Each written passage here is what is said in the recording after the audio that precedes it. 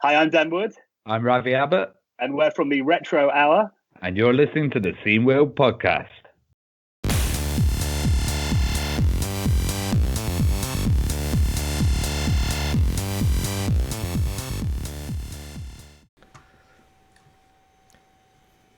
Hey, it's the Scene World Podcast. Should we keep that name? Maybe we should change it. We've been doing this 10 years, and we're not using Why? Skype anymore.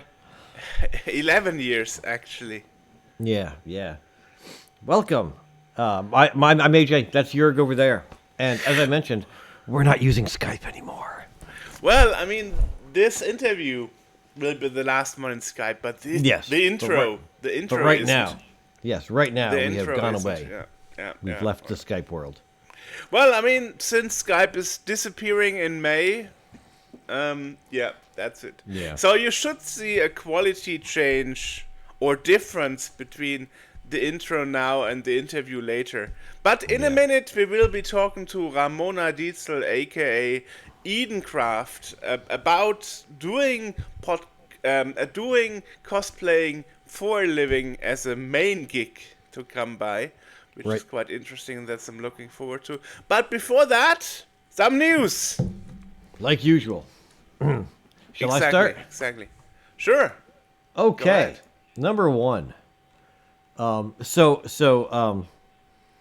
We just earlier in this month we released our podcast with Nordish Sound, and in that podcast he mentioned that he was doing music for a game by Sarah Jane Avery.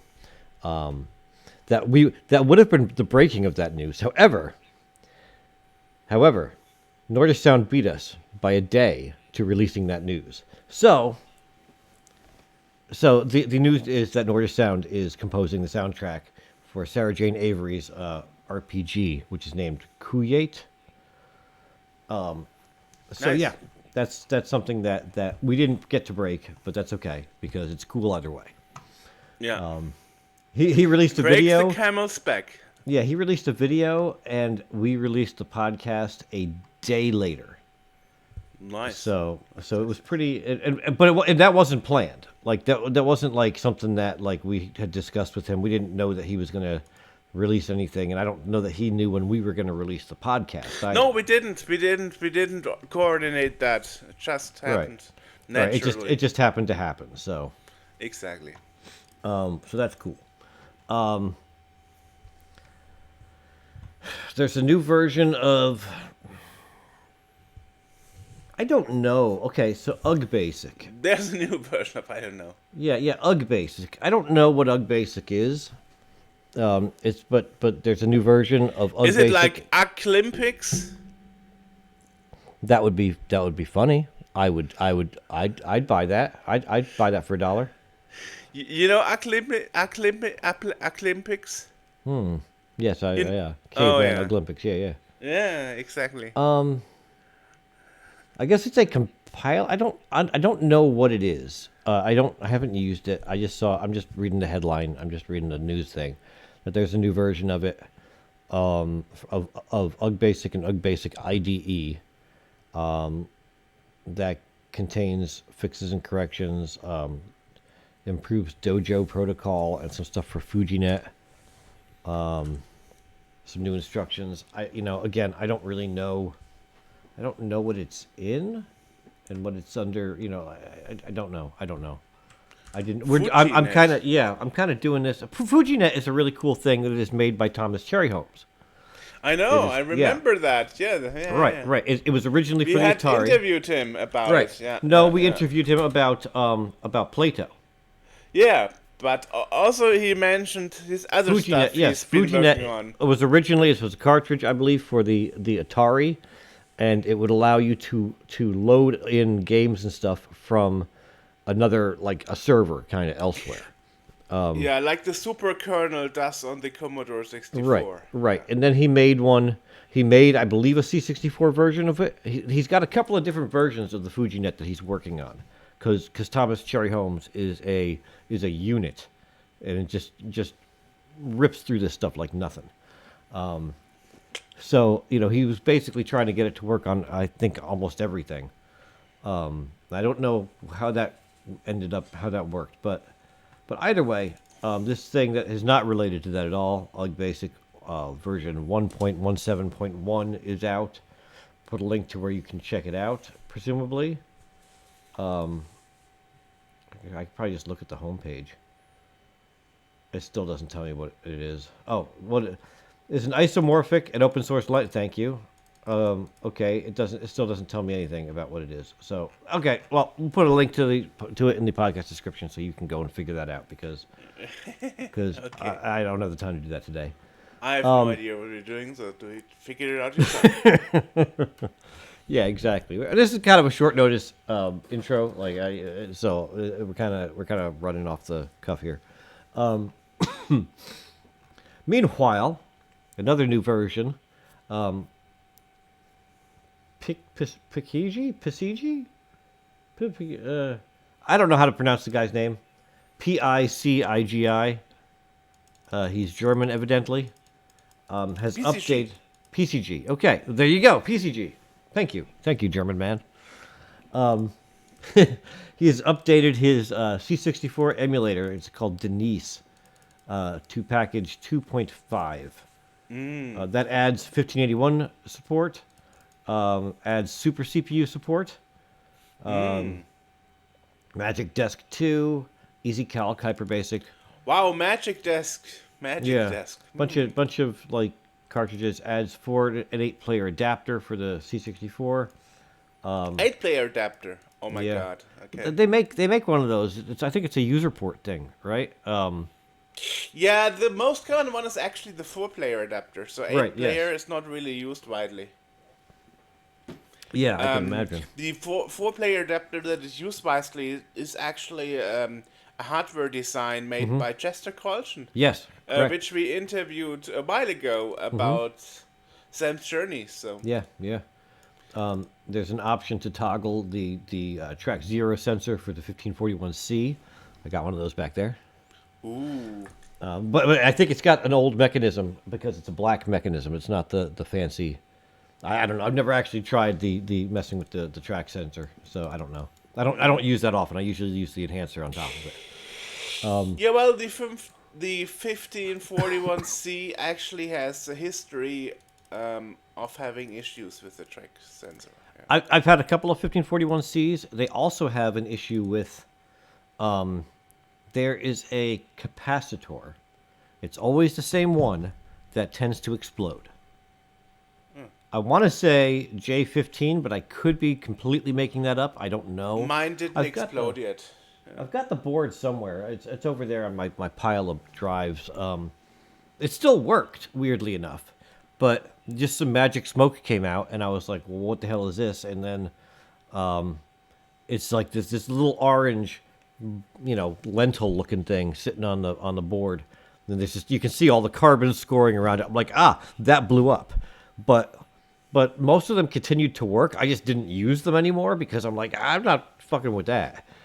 Yeah, well, the interesting thing is actually that those components look a lot different nowadays. Yes. I remember that because I do have an arcade board, a Gemma board for my arcade behind me from Teenage Mutant Ninja Turtles. And Yeah. I bought it from Poland, from an arcade store, so a commercial seller on eBay. And which is interesting is they wrapped the PCB in shrink wrap foil, and they shrinked it so massively that the force bent down the components on the PCB, and when I so it was like, and when it arrived here and I unwrapped it, it bent backwards and broke off a whole corner of that Yeah. PCB. And I was like, okay, this is an arcade store, so hopefully they have the knowledge to repair their own board, because they were like, did you try running it, connecting it? I'm like, are you stupid? A whole corner of components is broken off and loosely in the box. I'm not going to put this thing under electricity who knows what blows up. So I had to ship it back to Poland, and they repaired it. Obviously, they were knowledgeable enough to repair it, and now the whole corner of that PCB has different modern-looking components that look totally different from the rest of the board. So you can actually see, okay, this thing got repaired because electronics nowadays look totally different from the 80s, which is actually also a topic we discussed about last time. Right, yeah. So I had this board where like you could see like, okay, that thing doesn't totally look like it's original. Yeah, I replaced the one, and the one that's actually working. It never blew up in that one, but I still replaced it with a modern... As a precaution. Yes, okay. yes. In my own awful, badly soldered way. I don't think I actually removed... I just soldered the new one to the old one's pins. You know, I snipped the old one off, but the pins were still sticking out because my grandfather used to do the same thing when he was like, oh, come on, unsoldering, kiss my ass, and then he would snip it off. Yeah, I'm shit at unsoldering. This was a step up from my normal, like, hot glue gun solder, where I just put the thing there and just hot glue it in place so it can't move. Which is actually not good because hot glue doesn't really... how to say doesn't really conduct. Well, no. Doesn't conduct. Well, no, you make the connection on the pins, and then you hot glue it in place so that it can't. So that the connections are there. I know, but still, it's still not good. Yeah, I know. Right. Yeah. So this also includes an A1000 busy blitter bug fix. Oh, so. This is also, the Denise emulator is also an Amiga emulator, which is fully portable. I'm looking at the actual page for it rather than just the news article. So yeah, it's an Amiga and 64 emulator, which is totally portable. So yeah, we'll put a link to that so people can go and find that if they are so inclined to do so. There's a lot of emulators for the C64. You know, you think of Vice as being like the emulator, but there are so many emulators. I know.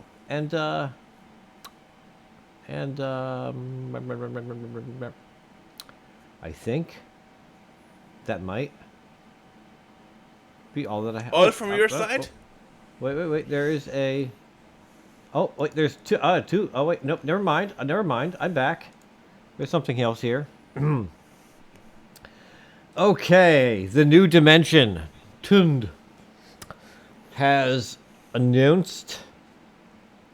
So Richard Bayless, basically. Yes, precisely. Has announced the new shoot-'em-up construction kit competition. Ooh! The suck competition. Suck. I always say psych. I always used to say siak. Because a lot of people back in the 90s, back in the late 80s and 90s, you'd get like some real budget game publishers putting out games that were made with the shoot 'em up construction kit, and those games sucked. So that's what I always call it. Suck it up, baby. Yeah. So entries will be accepted until April 30th. So by the time you're listening to this, you got probably a little over a month. Get to it, I guess. That is to say that whilst some of the games in the olden days and today, let's be realistic, some of the games that are suck games are pretty bad. But you can make, and Richard has shown us this, it is possible to make an entirely very nice game using suck if you put the time and effort into it. I think one of the most famous creators is called Alf in the scene. Okay, and sure. his shoot 'em up construction kit games are mostly like top notch quality. Okay, you say so? Yeah. I'm on board. Cool. Nice. Yeah. So yeah, it's possible. You can make good suck games. So I'm not shitting on the shoot 'em up construction kit. Just that it's a thing. So yeah, so that's April 30th is the deadline. We'll put a link to where you can submit your games. And finally, from me, there's an update here on. So some people are working on porting Monkey Island to the C64. Yes, we mentioned it before, actually. Yeah. Yes, we have mentioned it. There's been an update on that. Joachim Lundgren shared an exciting update. Andreas Larsson has rewritten the pixel tool art, fixed the animation system, and there are almost 90 rooms now finished. And all they have left to do is the Hell Maze. So they said the game is now playable up through the end of Act 3. So that's pretty damn good. Awesome. Yeah, I mean, we mentioned. Yeah, I mean, I wanted to say we mentioned it before.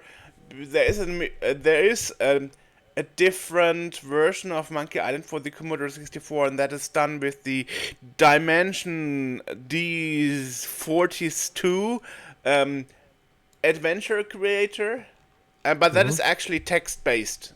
The whole Monkey Island text-based. So what AJ is talking about is a real graphic point-and-click adventure, not a text-based adventure. Right.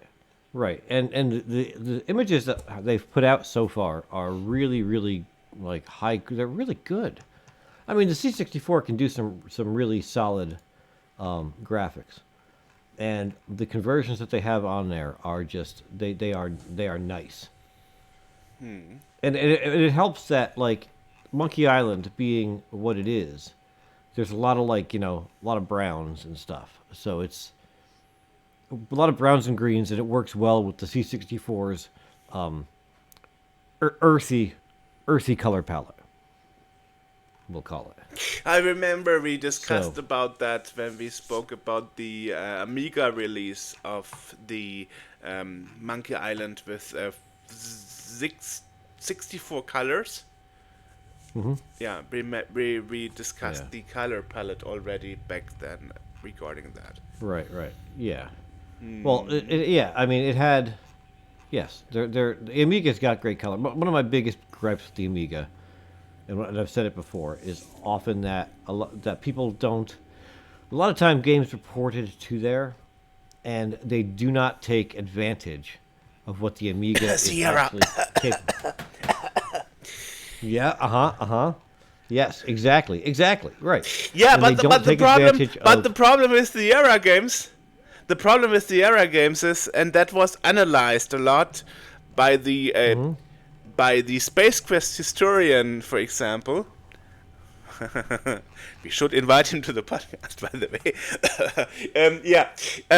The problem here is, even though I'm not an Amiga expert, I can talk about it. The problem is Sierra, when they did an engine to convert their games to the Amiga, and they didn't outsource the task. I mean, we spoke about it with Charles Cecil. Right. He did some outsourcing work, and he did it better. But the moment the instances where Sierra did them themselves, they didn't use different color palettes and swapping them around per location, as normally you would do as a game designer on the Amiga, but they always used the same color palette. And the secret in Amiga games is you use color palette swapping between the different screens, and then you have more colors than those 64, at least to the human eye, because and that is what they didn't do. They did do an engine to run their native PC stuff on the Amiga, and we're like, okay, we're just using the same palette all the time. I mean, there are plenty of ways to get more than 64 colors. I mean, so Amiga is a weird one. The colors available are largely tied to the resolution. So like my screen is currently 800 by 600. But that's also the case for the Commodore 64, so it's not new. Yeah, but I'm at 800 by 600, and I have a 16 color palette right there. I can chop that down. I can go up to 32 if I go to like a 320 by 200 or something. I don't remember what it was. I never used that one. But yeah, the lower the resolution, the more colors, and then you can do tricks like ham and whatnot to hold and modify where it's a trick kind of like where rather than changing the net color in the bitmap next, you kind of just like add or something. I don't know how it works exactly. I'm not an Amiga guy like that good. Not that good of an Amiga guy, but there are ways to do it where you can get like all 4,000 colors on screen at once. But yeah, a lot of games will just take there's a game, one of my favorite games of all time. The box is sitting over there, but my cord is too small for me to reach it. There's this game called Space Rogue. I have it on the C64. It kicked ass on the C64. So it's a role-playing 3D space flight simulator, if that makes any sense. There's a lot of shit going on. And I had it on the C64, and I was like, this is amazing on the C64. It's got to be freaking awesome on the Amiga as well. So I got the Amiga version. It's crap. It's a straight PC conversion. So it doesn't make use of the colors. It doesn't make use of the graphical or audio capabilities of the Amiga. It's just it's a straight port of the DOS version. Same thing with I played on a PC. I had a I think it was a 486 years and years ago, back in like the late 90s. I could never get it to work right. Okay, it had Windows 3.1 I think on it. I couldn't get it online. You mean 486? That's what I said. Okay. Yeah, 486. Yeah, I had Windows 3.1. Because I understood 46, I'm like, what kind of processor is that? Yeah, I probably just slurred my 486 into 46. But yeah, so I had Windows 3.1, and I could never get it to do stuff because I couldn't get it online, and I think I don't exactly know what was going on with Actually, the one that had the online functionality was 3.11. Because no, I don't mean like it had network capabilities, and it was called Windows for Workgroups. Actually, no, I don't mean internet connectivity. I mean like just getting onto a BBS or something. Yeah, still 3.1 didn't have the network stuff. Okay. Yeah. Okay. Yeah, I couldn't get a modem to work on it. It was 3.11, just to say. Yeah. So it looks like 3.1, but it was actually having those network. Okay. Well, I don't. Whatever I had on there. I didn't use it for much because I was still, my main machine was still a Commodore 128 at that point. Right. But the one thing that I did get to work on it was Wing Commander. Inexplicably. Wing Commander. Yeah, sound didn't work on the machine, but with Wing Commander, when you installed it, it was like, what kind of sound card you got? And it's like, Sound Blaster. Bloop, everything works.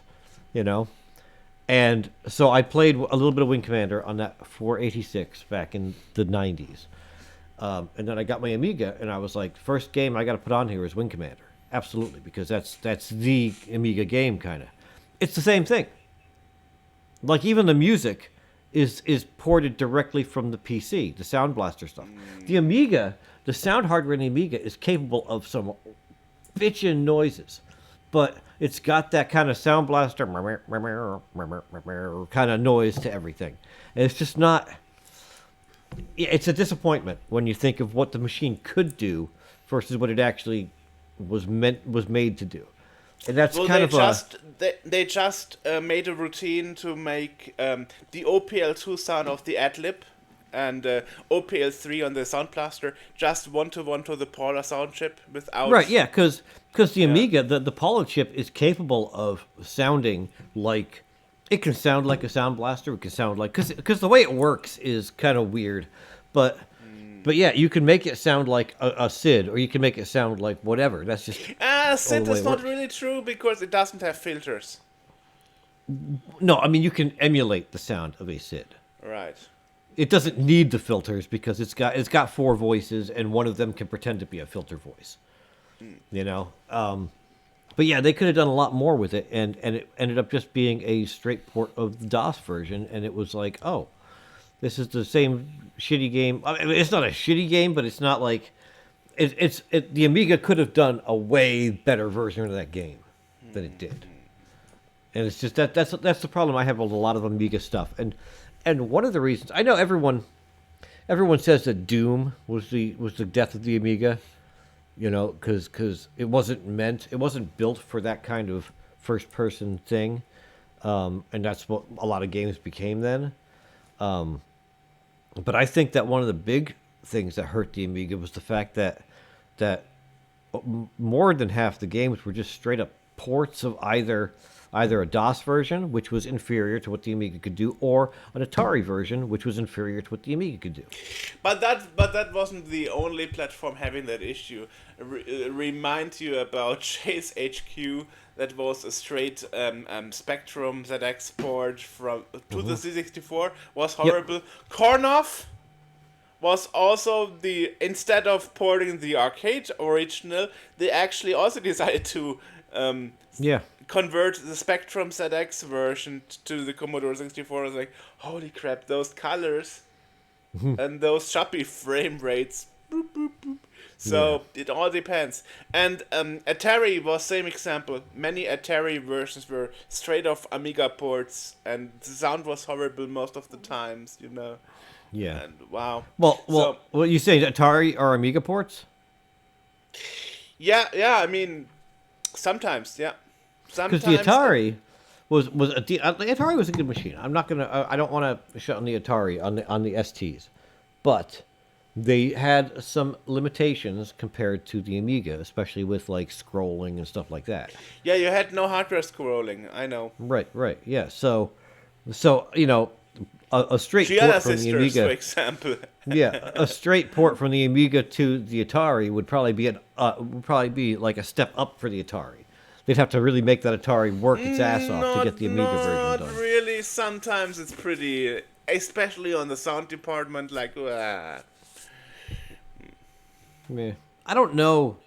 I know that the STs had like that built-in MIDI stuff, but I don't know what their sound was really, how that was. No expert here. Yeah, I don't think it was anything to write home about. It wasn't great. It wasn't an ET situation. Yeah. Oh well. The Pokey chip, the Pokey in the old Amigas were pretty good. Wow, that was the Pokey in the old Ataris, like the 800, those were pretty good. But yeah, I don't know what was in the STs. But anyway, that's my news. That's right. All right. So my news, and I totally forgot to put that in my list, but I sent you a video link of YouTube on WhatsApp the other day. We spoke about it a bit, especially when we interviewed Oliver Linder on the podcast Vito, the former Starbyte graphic guy. They actually released an update to G0, the Mega Drive / Genesis port of F-Zero to the Mega Drive / Genesis, and they changed the sprites of the cars to make them look more ugly, but that actually gave them more abilities to make actually enemies on the latest demo on the track, and make the track and so on more fluid and more detailed. Well, detailed is a wild definition, because it's like half of the resolution of the Super Nintendo SNES or Super Famicom for our Japanese listeners. But here's the thing. the Super Nintendo / Super Famicom actually has the Mode 7 3D hardware feature that the Genesis / Mega Drive doesn't have. So it's actually a feat to do this with software emulation. So that's amazing. So it's actually good that it's progressing and is pushing forward, because I know years ago when we spoke with Oliver Lindo about it, he was like, I don't know if this was a one time off, or if it's actually continued in developing, and it's good to see that it's actually continuing developing.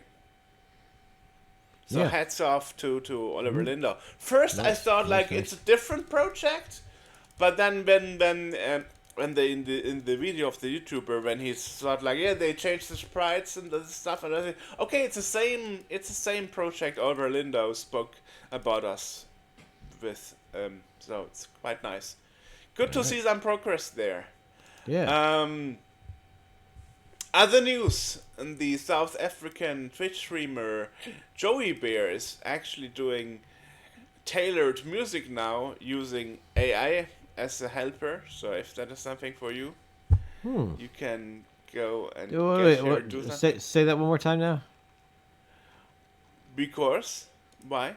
Because I just asked you to repeat it so I could. Well, yeah, you can actually find out about it with hyperfollow.com/Join, and there you can see all the sources where you can get her music from. But what is she using AI for? Well, for parts of the music creation, from what I understand. Interesting. Okay. Right. There's a lot Well- of that AI. Like it's real difficult to when you say like, oh, they're using AI for something. It's like, okay, are they using that for like the entire work? Are they being like, hey, AI, create some shit, or is it like, oh, here's a. I didn't ask her so much in detail about it, so I really can't tell. Okay. Just curious. There's a lot of AI stuff happening. I wasn't like, spill the beans and tell me in details, please. Thanks a lot. Okay. I Fair enough. don't want people. Yeah. Yeah, well, I mean, before you did the thumbnails, there was also some AI involved in the thumbnails. Was there? That I didn't know, but figured out later. Yeah. What was that? I didn't ask him what he was using actually. Huh. Yeah. That's one of those things where we talked about AI before, and Right. Right. why how it can be good and also bad. Like True. again, it's True. if I I'm using it, we spoke about this this broadcast satellite, the BS version of F-Zero being restored from VHS recording from Japan. The Japanese Super Nintendo / Super Famicom player recorded back in 1996, and AI is used to recreate that, and then some community graphic artists completed the work the AI did. And the fascinating thing is that in this case, AI is using something as a base to recreate code and graphic information, which is interesting because as an IT guy with a degree, I always learned you can't recreate stuff from something that isn't there. And now with AI, you actually can, which is totally amazing. right. And what I think we talked about was that while Or in medicine, for example, cancer detection, amazing. Yes. However, I was talking about that with Laura the other day. However, that's the sort of thing where it's like if you have AI doing the cancer detection, you're going to want a pair of human eyes to verify that. Same thing with like when it's going through the code, when it's recreating that stuff off of this VHS tape, it's not recreating the original code. It's filling in the blanks with what should be there. So it might not be a perfect 1-1, reproduction. It's it's a like a completion of how it thinks that things should be. There's and so there's a lot of like and I believe that the example I used when talking about AI was the example of like in my photo editing software, the quick selection tool, right? So you've got this tool to select. You can use the lasso and draw it by hand, or you can do this thing to kind of select a face or whatever and cut it out. AI use in there would be useful to me because it would help maybe discern where the borders should be. If there's like, if you're wearing a dark shirt and I'm trying to crop you out and then, the headrest behind you and the video game behind you are the same color, normally that smart detection tool would think that's part of your body. But having AI in there might be like, okay, well, his arm goes this way, so it's not going to jut out 3 feet to the left. So it can kind of help. That's actually the problem a lot when we interviewed guests that blurred out their background in the video. That's actually something that happened a lot. Right. Correct. Right. So, that's where it's useful. But where I'm not a big fan of it is when I know using it to create entire pieces of artwork. I remember when we did preservation and game journalism in Jamaica, and Benjamin's face was always half off because the AI couldn't detect where his face ends and the background starts, and like, holy crap, like, half of his face is missing, and I was always looking at that video, I was like, oh my god, half of his face is missing.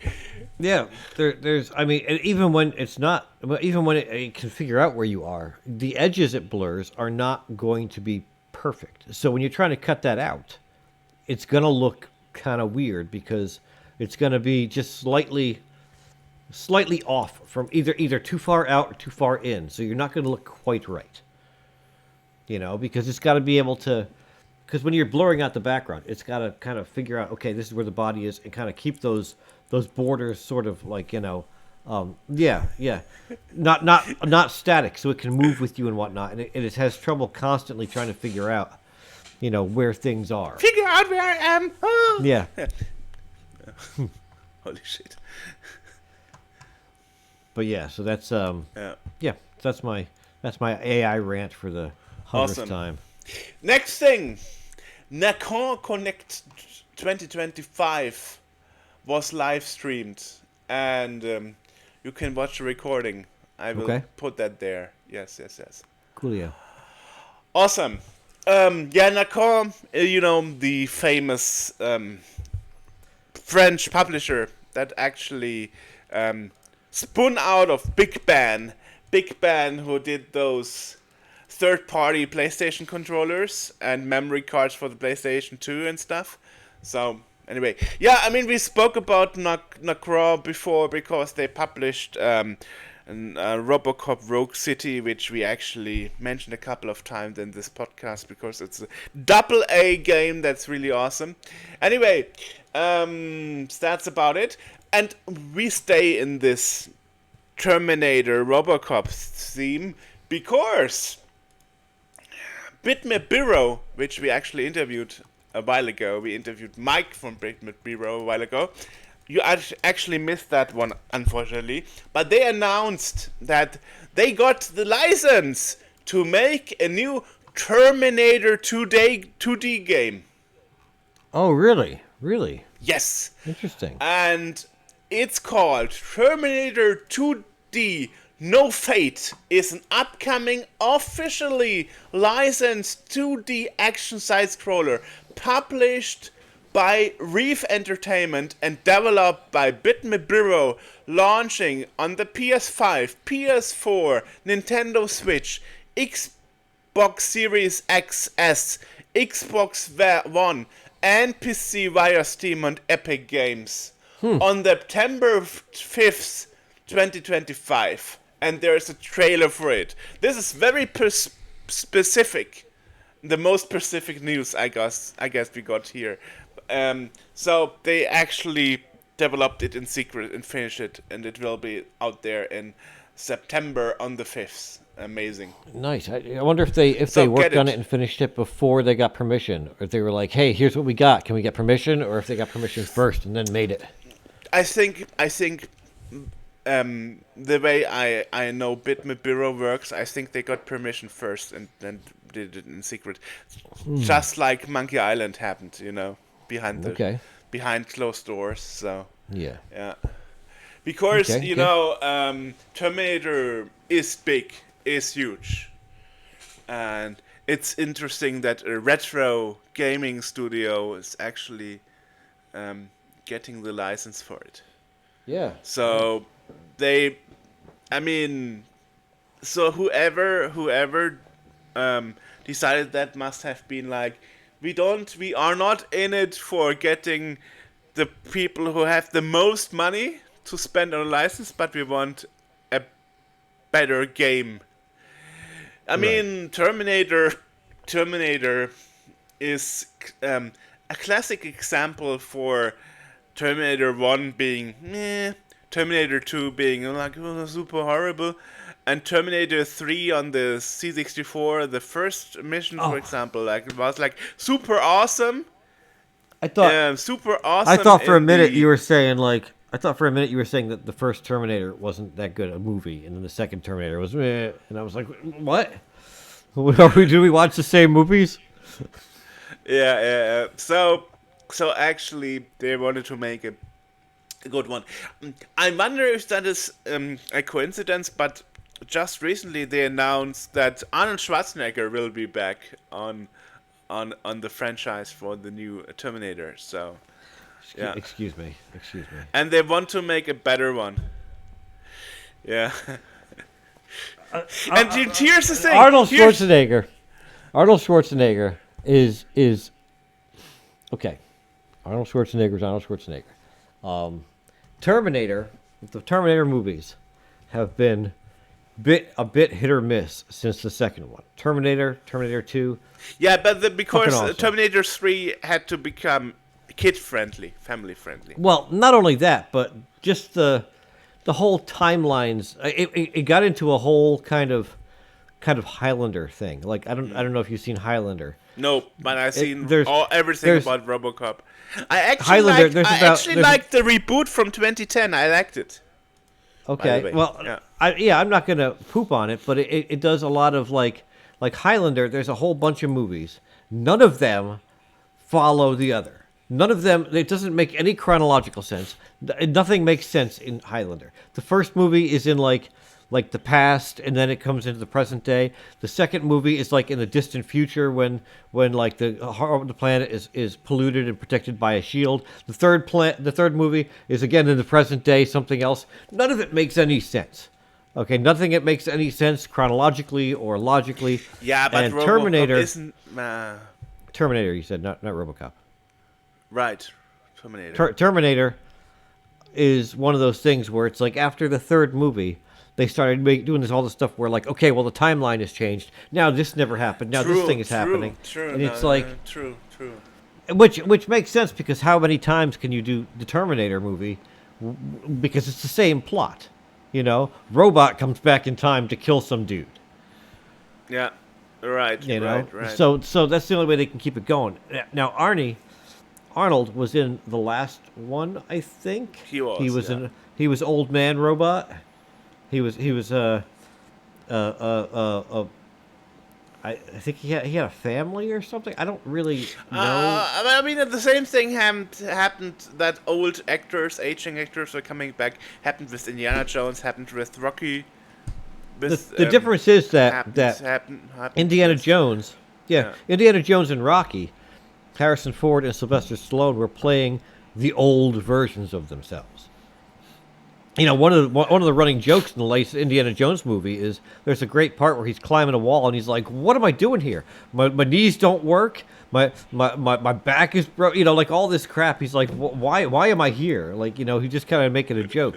The same thing with Rocky. He came back for the Rocky and Balboa movie where he went and did the fight against the younger guy and lost, but it was kind of like a nice wrap up because it kind of mirrors the first movie.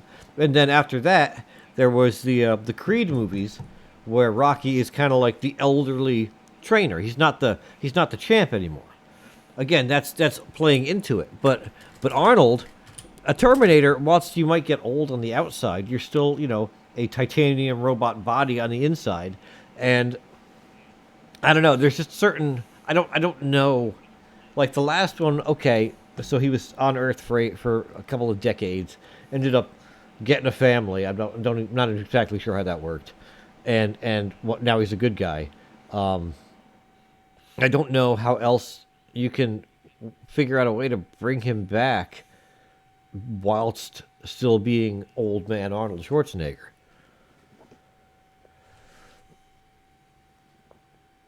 I don't fault them for trying because he is kind of the face of the franchise. But like, right.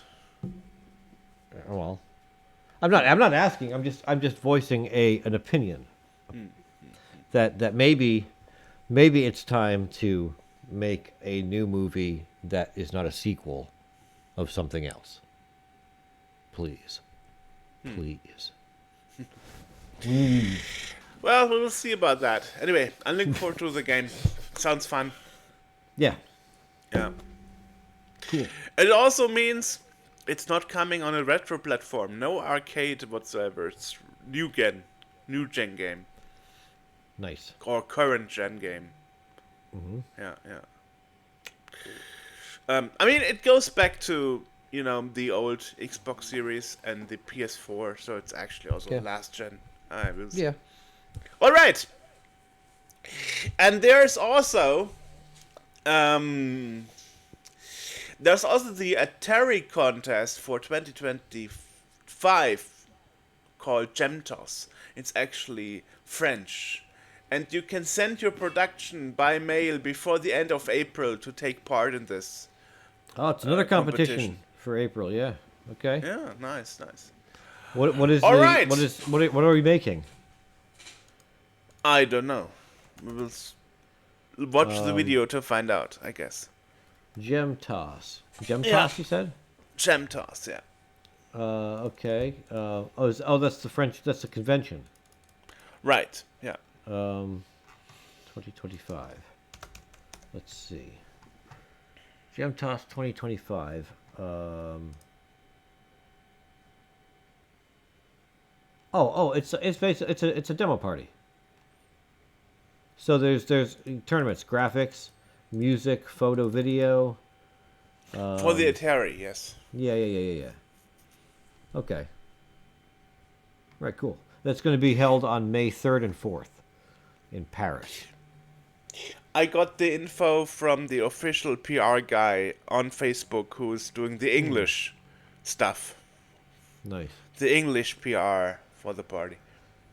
Anyone of us want to make a drive over to Paris to sit in on it? That's not. I'm not too far from it. I know. That's what I was saying. Yeah, that's not unreasonably far from where you guys live. At least me. I don't know about the other guys. I mean, if you're in Germany, it's reasonably distanced. That depends. Come on, don't be a stupid American. If you're on the opposite side of Germany, you don't want to drive 16 hours from the other side of Germany to France. I said compared to me. Compared to you. Yeah, because I'd have to cross an ocean. Right. But yeah. No, but there are some of us that would be. How long would it take you to get there? I have no idea. Alexa, how long would it take for me to go from Mannheim to Paris by car? From Mannheim, a drive to Paris would take about 4 hours and 40 minutes. There you go. That's not too bad. That's my drive to New Jersey. 522 kilometers. Yeah. That's what I used to drive that to work. Because you are a crazy American, I'm not. Yeah. Fucking lunatic. Right. Although it's only 3 hours by train. Why didn't you do it? Because of the flooded toilet of the station? Huh? Why didn't you go by train then if it's faster? Oh no. You for you by train is three for me by hours. train. I see. Yeah. No, for me, yeah. No, there's no trains down here. Taking the nothing. IC on the German side and the TGV on the French side. There you go. Probably expensive, like crap. Actually, the prices I'm seeing, $66, which Okay. I don't know what that is in euros. 66. Probably more because our euro sucks in comparison to the 60. dollar for the $60, 60 euros, and 86 whatever. You see, I remember when I was in the US in 2009, I felt like a rich guy because the dollar was so low and the euro was such on the top, and now it's the other way around. That's back in the 90s when we'd go up to Canada because it's within driving, just like 5 hours away. That I felt the same way because like $1 Canadian or $3 Canadian was like $1 American dollar, and everything up there took American dollars. Not anymore. Now they take euros at some places. Thanks to our elected leaders. Ooh. Yeah. Anyway, yeah. Well. Other news.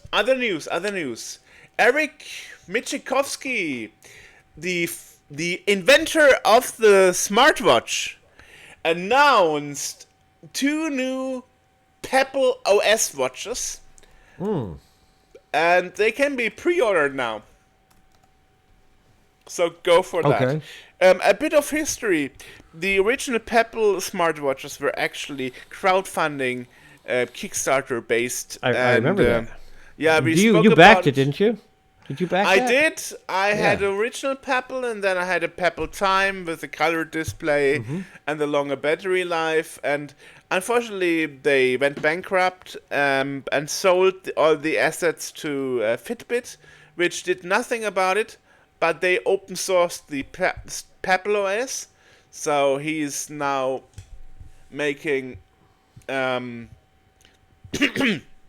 smartwatches again, but under a different name, and but the Pebble OS stays because he announced on his blog post that Google actually made it open source, though they can still use it.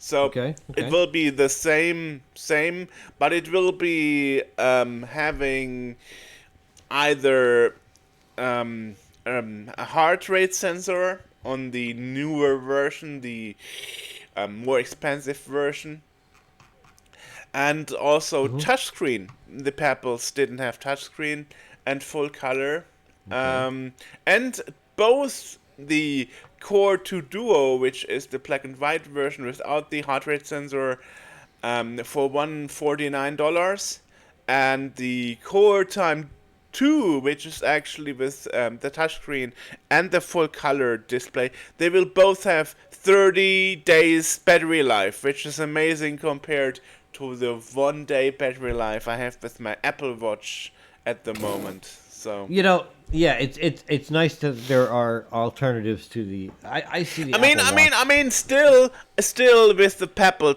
with the Pebble Time, I still had between 5 days and 7 days, and that was 2014. Yeah. So the when Apple announced they're stepping into the smartwatch market, the battery life took a deep dive. Yeah. Unfortunately, I see Apple Watches so many freaking places now. So many people have them. I still can't like. It's good that there are alternatives to that. The Pebble, and I don't know if there's anything else. I'm sure there are. I've seen some real cheap ass ones, but I'm still highly old school. Old school. It makes a ticking sound. You gotta wind it every so often. Yeah, but that's my even winding. So it's not a quartz based. No, it's a self winder. Whoa, ooh, okay. Anyway, so they are for pre-order. The cheaper Core 2 Duo will be shipping in July. And the other one, the Core Time 2, will ship in December. And this time he is self-funded, so the they are they are already there. So no crowdfunding. So he can't run out of money this time because the product's already there. Okay. Yeah. Nice. Cool. Of course, the FAQ mentioned two things.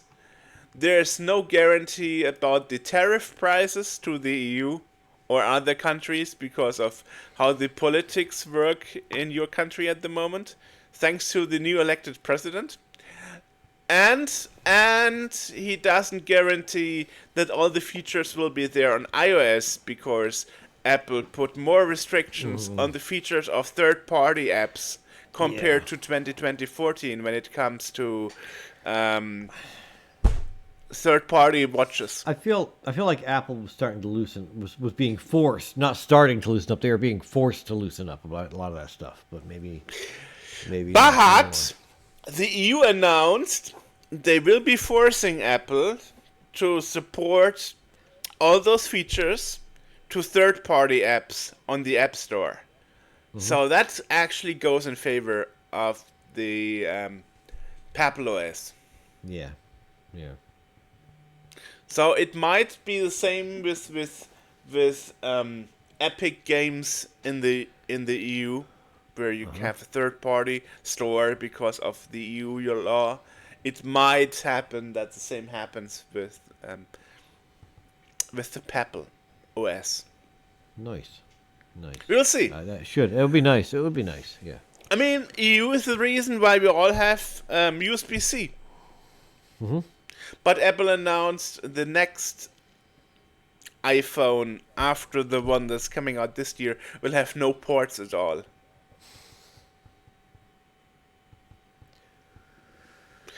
That will be fun because sometimes you have things like you have more troubleshooting with flaky Bluetooth connection for headphones, or unstable Wi-Fi connection. That will be a whole new game if you have no wired connection to the iPhone how are you anymore. gonna charge the phone if you don't have your freaking charging brick MagSafe somewhere you can induction charging. But MagSafe. if I'm in my car, right? How do I hook up a MagSafe device in my car to keep my phone in place? Like right now I have a wire that goes up to it. I mean, you get this docking station for MagSafe in your car, and it's connecting to your smoke plug, the 12 volts. I don't Cigarette. see this lasting. I think enough people are going to complain, just like they did with the headphone port. But Apple will still force it. Apple relented and put the headphones back on. No, they didn't. Yeah, they did. No, they didn't. The new iPhones have no headphone jack whatsoever. Oh, well, they relented for a minute. Or they did bring them back on something. No, they didn't. Really? They didn't. There's no iPhone since the iPhone 7 with headphone jacks. So you are wrong. So today we have another guest, Romina Dietzel, also known as Edencraft. And we will be talking today about doing cosplay for a living and also crafting cosplays for a living, I guess. Welcome to the show. Glad to have you here. Yeah, thank you. Welcome. Hey. So just to talk a bit about it, we had this topic before in the podcast. We had the Tron guy. Perhaps you know about him. I don't know. But we only covered the topic. Classify him as cosplay, really, though? Because he's got a thing. He's got a shtick. He's the Tron guy. I don't know that that's really cosplay. Yeah, perhaps. Yeah, but I wanted to say, mostly we spoke to people who did it for fun. But actually, you are doing it for a living. So I guess it gives us some new perspective. That's quite nice. So perhaps the first question would be, what was your starting point? I mean, when I look at YouTubers, for example, that did cosplay for a living, most of them stopped, especially for creating cosplay costumes, because they say, like, people try to, heckle you down for the prices. So actually, I'm in the last month. I saw a lot of cosplayers actually stopping to do this for a living and saying it's not worth it. So, what was your starting point, and how did it involve in being successful? I guess there are only a few handful of people who are this successful in doing this professionally. So actually, I'm doing cosplay since more than 20 years. I started 2003, and on one point, I suddenly was everywhere. So I got a sponsor. I was on cars. My face was on placards, on everywhere, and I didn't recognize this. It was suddenly 2015, and since then I have to be freelancer also, and people asking me if I can do something. But before I go into the deeper part, what cosplayers in the last weeks are talking about, like, oh, all the people don't want to pay for this. Every cosplayer, it's not a lot of cosplayer can do it for living, and everyone who's doing this has their own way. So none of us has the same way. For me, example, I have more than one brand. I have 3 brands by myself, and it's Eden Craft. That's me as cosplayer. So I get booked for conventions in Europe, also more than Europe. But then Corona comes and crushed it, and I had bookings for Las Vegas, for really cool cities, and then Corona. Okay, yeah, got the best of from all of us, I guess. Yeah. But in this time, I also involve my other brands.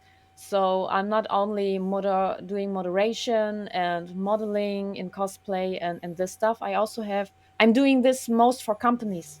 So I also have one brand, and it's just for private people. It's called Feenladen, and there I'm doing fairy wings, for example, or I saw that. Super mhm, impressive. or small stuff. So I'm not doing a lot of stuff. There's another brand, a third brand. I can't talk about this now. I'm so sorry.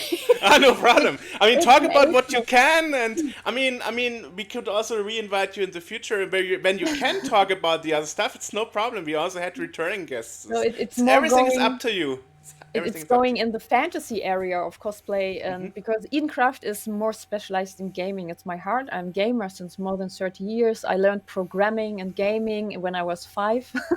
I could Oh, Before I go to school, I learned writing because my dad showed me how to program computers. wow! So And you're going full into yeah, it. totally. Awesome. You can see here, this is my room, and Okay. it's not only that. It's going here. It's a wall full of gaming stuff, and it's just a room for this. And Awesome. Awesome. I also have a bed here for when I'm streaming a lot, or when I'm working a lot, that I can sleep here. Awesome. Yeah, I mean, in another interview, I actually heard that you are living in an old barn, and you have a huge space with costumes and cosplay materials, Yeah, and that's true. yeah, Since and last year, I also had a yeah. second working space. It has 300 quadrat meters with a lot of stuff. But I went out of this because here we change a lot, and because of my third brand. In this year, I don't do crafting cosplays with huge armor parts. It's more sewing stuff, but it's for a special reason. So next year, I will open it again, and then I can do everything like I want and like I did the last 10 years. Opening again means it's temporarily closed. Hmm. Okay, I see. Yeah. Interesting. Interesting. And so I decided what I would want to do. For example, when I work for Gamescom, they have the money for pay my work. So I'm saying, as Edencraft, I offer you my service, and it's, for example, doing the cosplay, the crafting, everything around. Ah, I have four of them. pet Sometimes attack. I don't. And that is no problem. For example, Gamescom 2023 was very heavy because they called me and saying, "Do you have some space for another booking?" And I said, "Yes, for one day." And they wanted a huge cosplay with 2 props, and it was amazing. I didn't sleep before 37 hours because I only had 9 days we were 4 cosplayers, and all the other had more than 3 months for their cosplays, and I'm not. Wow. So they paid, I can say the number, it's no problem, almost 5,000 euro for it. And I worked the whole time on the cosplay before, and then I have to be in Gamescom in this cosplay for 6 hours. And Wow. after that, I was so done. You can't imagine also the cosplay varying. It's sometimes a lot of pressure on the body. You have marks, bruises, or something because you can create something really cool, but in such a short time, not comfortable. Right. I did it what most possible. They loved it, and it was totally worth. But so I can do this for companies. They have the money. It's no problem. But private people don't have the money. So I created Feenladen because I know you can't buy everything in a good quality for not so much money. And I was looking, okay, I'm also specialized in fantasy, so I'm offering this for private people. So I earn money from Edencraft, from Feenladen, and also from my third brand. And sometimes when I'm tattooing, also from tattooing. Most times Pokemon stuff. Okay. Awesome. So Awesome. I imagine that the quality of the stuff that you're making is a different level from like what a hobbyist might do. Yeah, yeah, it's true. So I studied specialized retail manager. I studied this, and it was on marketing and fabrics. So I have a lot of knowledge about fabrics. You can't imagine. I love to talk about this, but then we speak 4 hours We have without. time.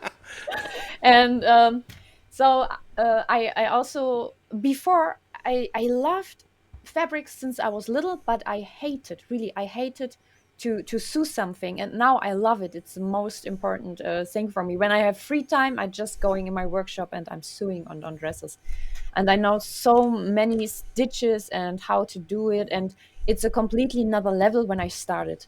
You can see it if someone knows something.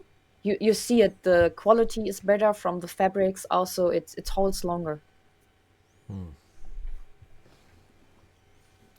And I don't glue fabrics. Okay. For me, it's everyone who's doing this. And I think then you have to be cursed. I sew everything. I like it. I mean, do you do like I mean, hand sewing, I or is it can't kind of sue. I did it. We can hear you So very sorry, loud. So when AJ? you're talking, was that what happened? it's hard to understand you when you're talking. It's so quiet. Oh, me? Oh, let me turn this up a little bit more then. I don't know why my. How's that? Get closer to the mic as well. So do you hand sew the stuff, or is it more of like an industrialized process, like with like I have 4 machinery and stuff? industrial different ones.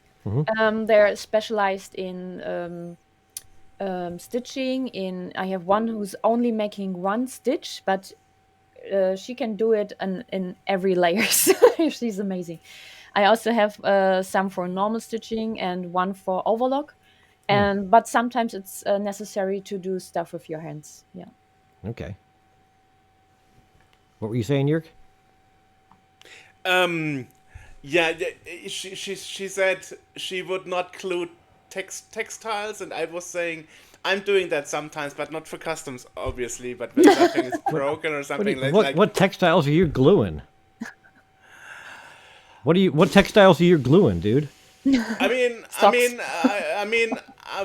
for example, once I had a hole in one of my jackets, and it was on a place that was not very visible, and then you can actually glue it if it's in a place where it's not visible, because otherwise, okay. when the rains go in, you would become wet, you know. And so I was like, okay, let's glue that, you know. Okay, Yeah, but sure. this is smart. This is smart. I'm talking Yeah. about when you have cosplays. Sometimes I see it when I'm judging cosplays, for example, and it's very hot in summer and the people are sweating inside the costume and also the heat from outside. And you have different hot glues. There are some who melting at 40 degrees, 60 or 120. And the cheapest one are in 40 degrees. So then you see that the costume is falling down everywhere. So, and sometimes you don't know what you get when you buy hot glue. So it's risky. It's risky.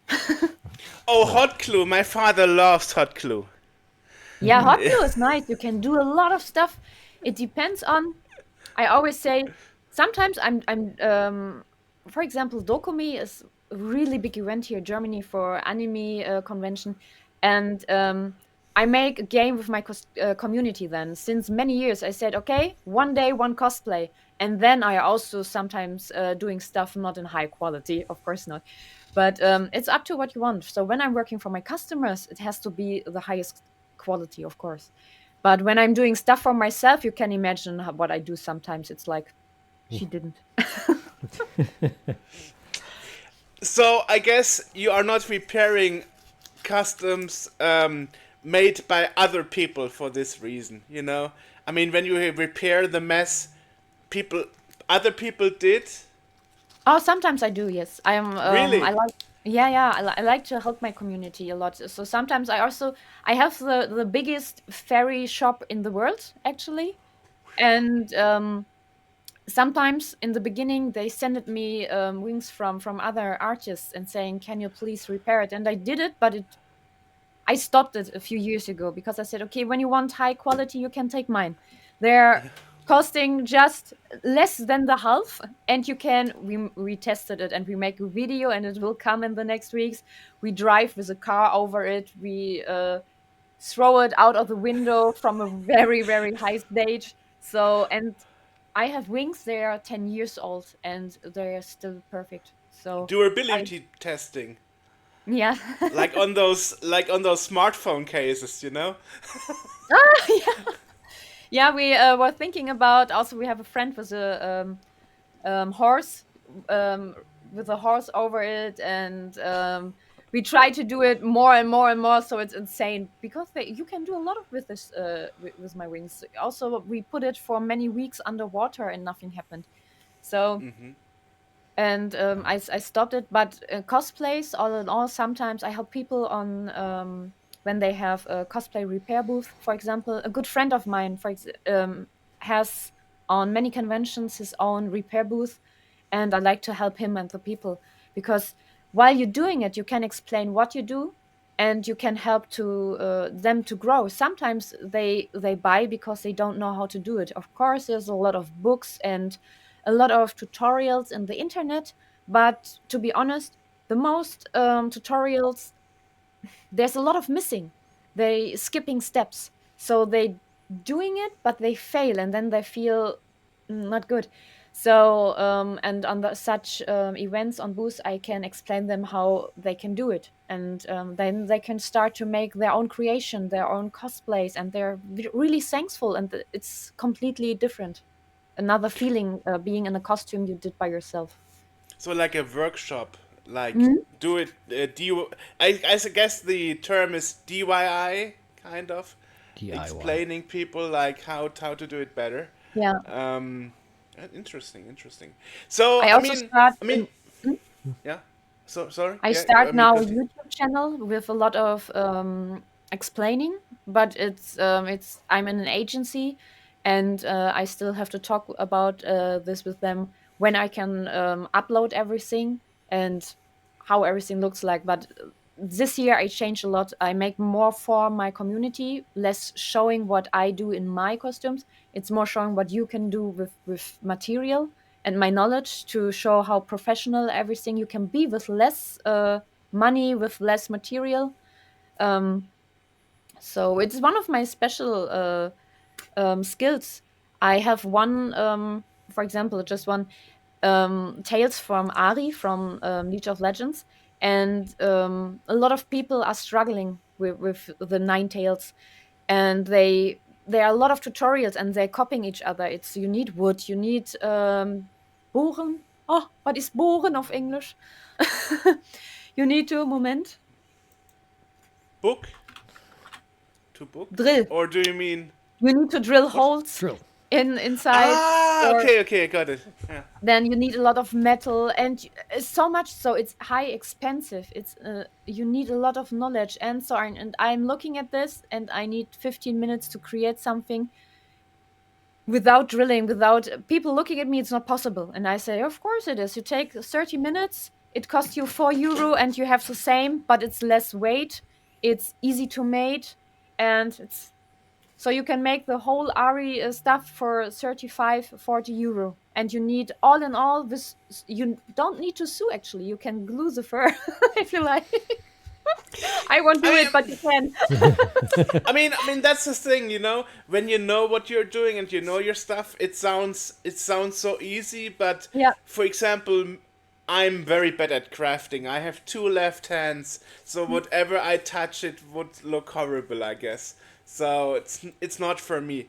But it's good to see that there are people who, can teach others, and I guess other people have more skills in being creative. You can't imagine when I was in school. I had really bad Noten. I was really bad in Grades. crafting. Huh? You had bad crafting grades? Great. Yeah, really Yeah. bad. Really, I hated it so much.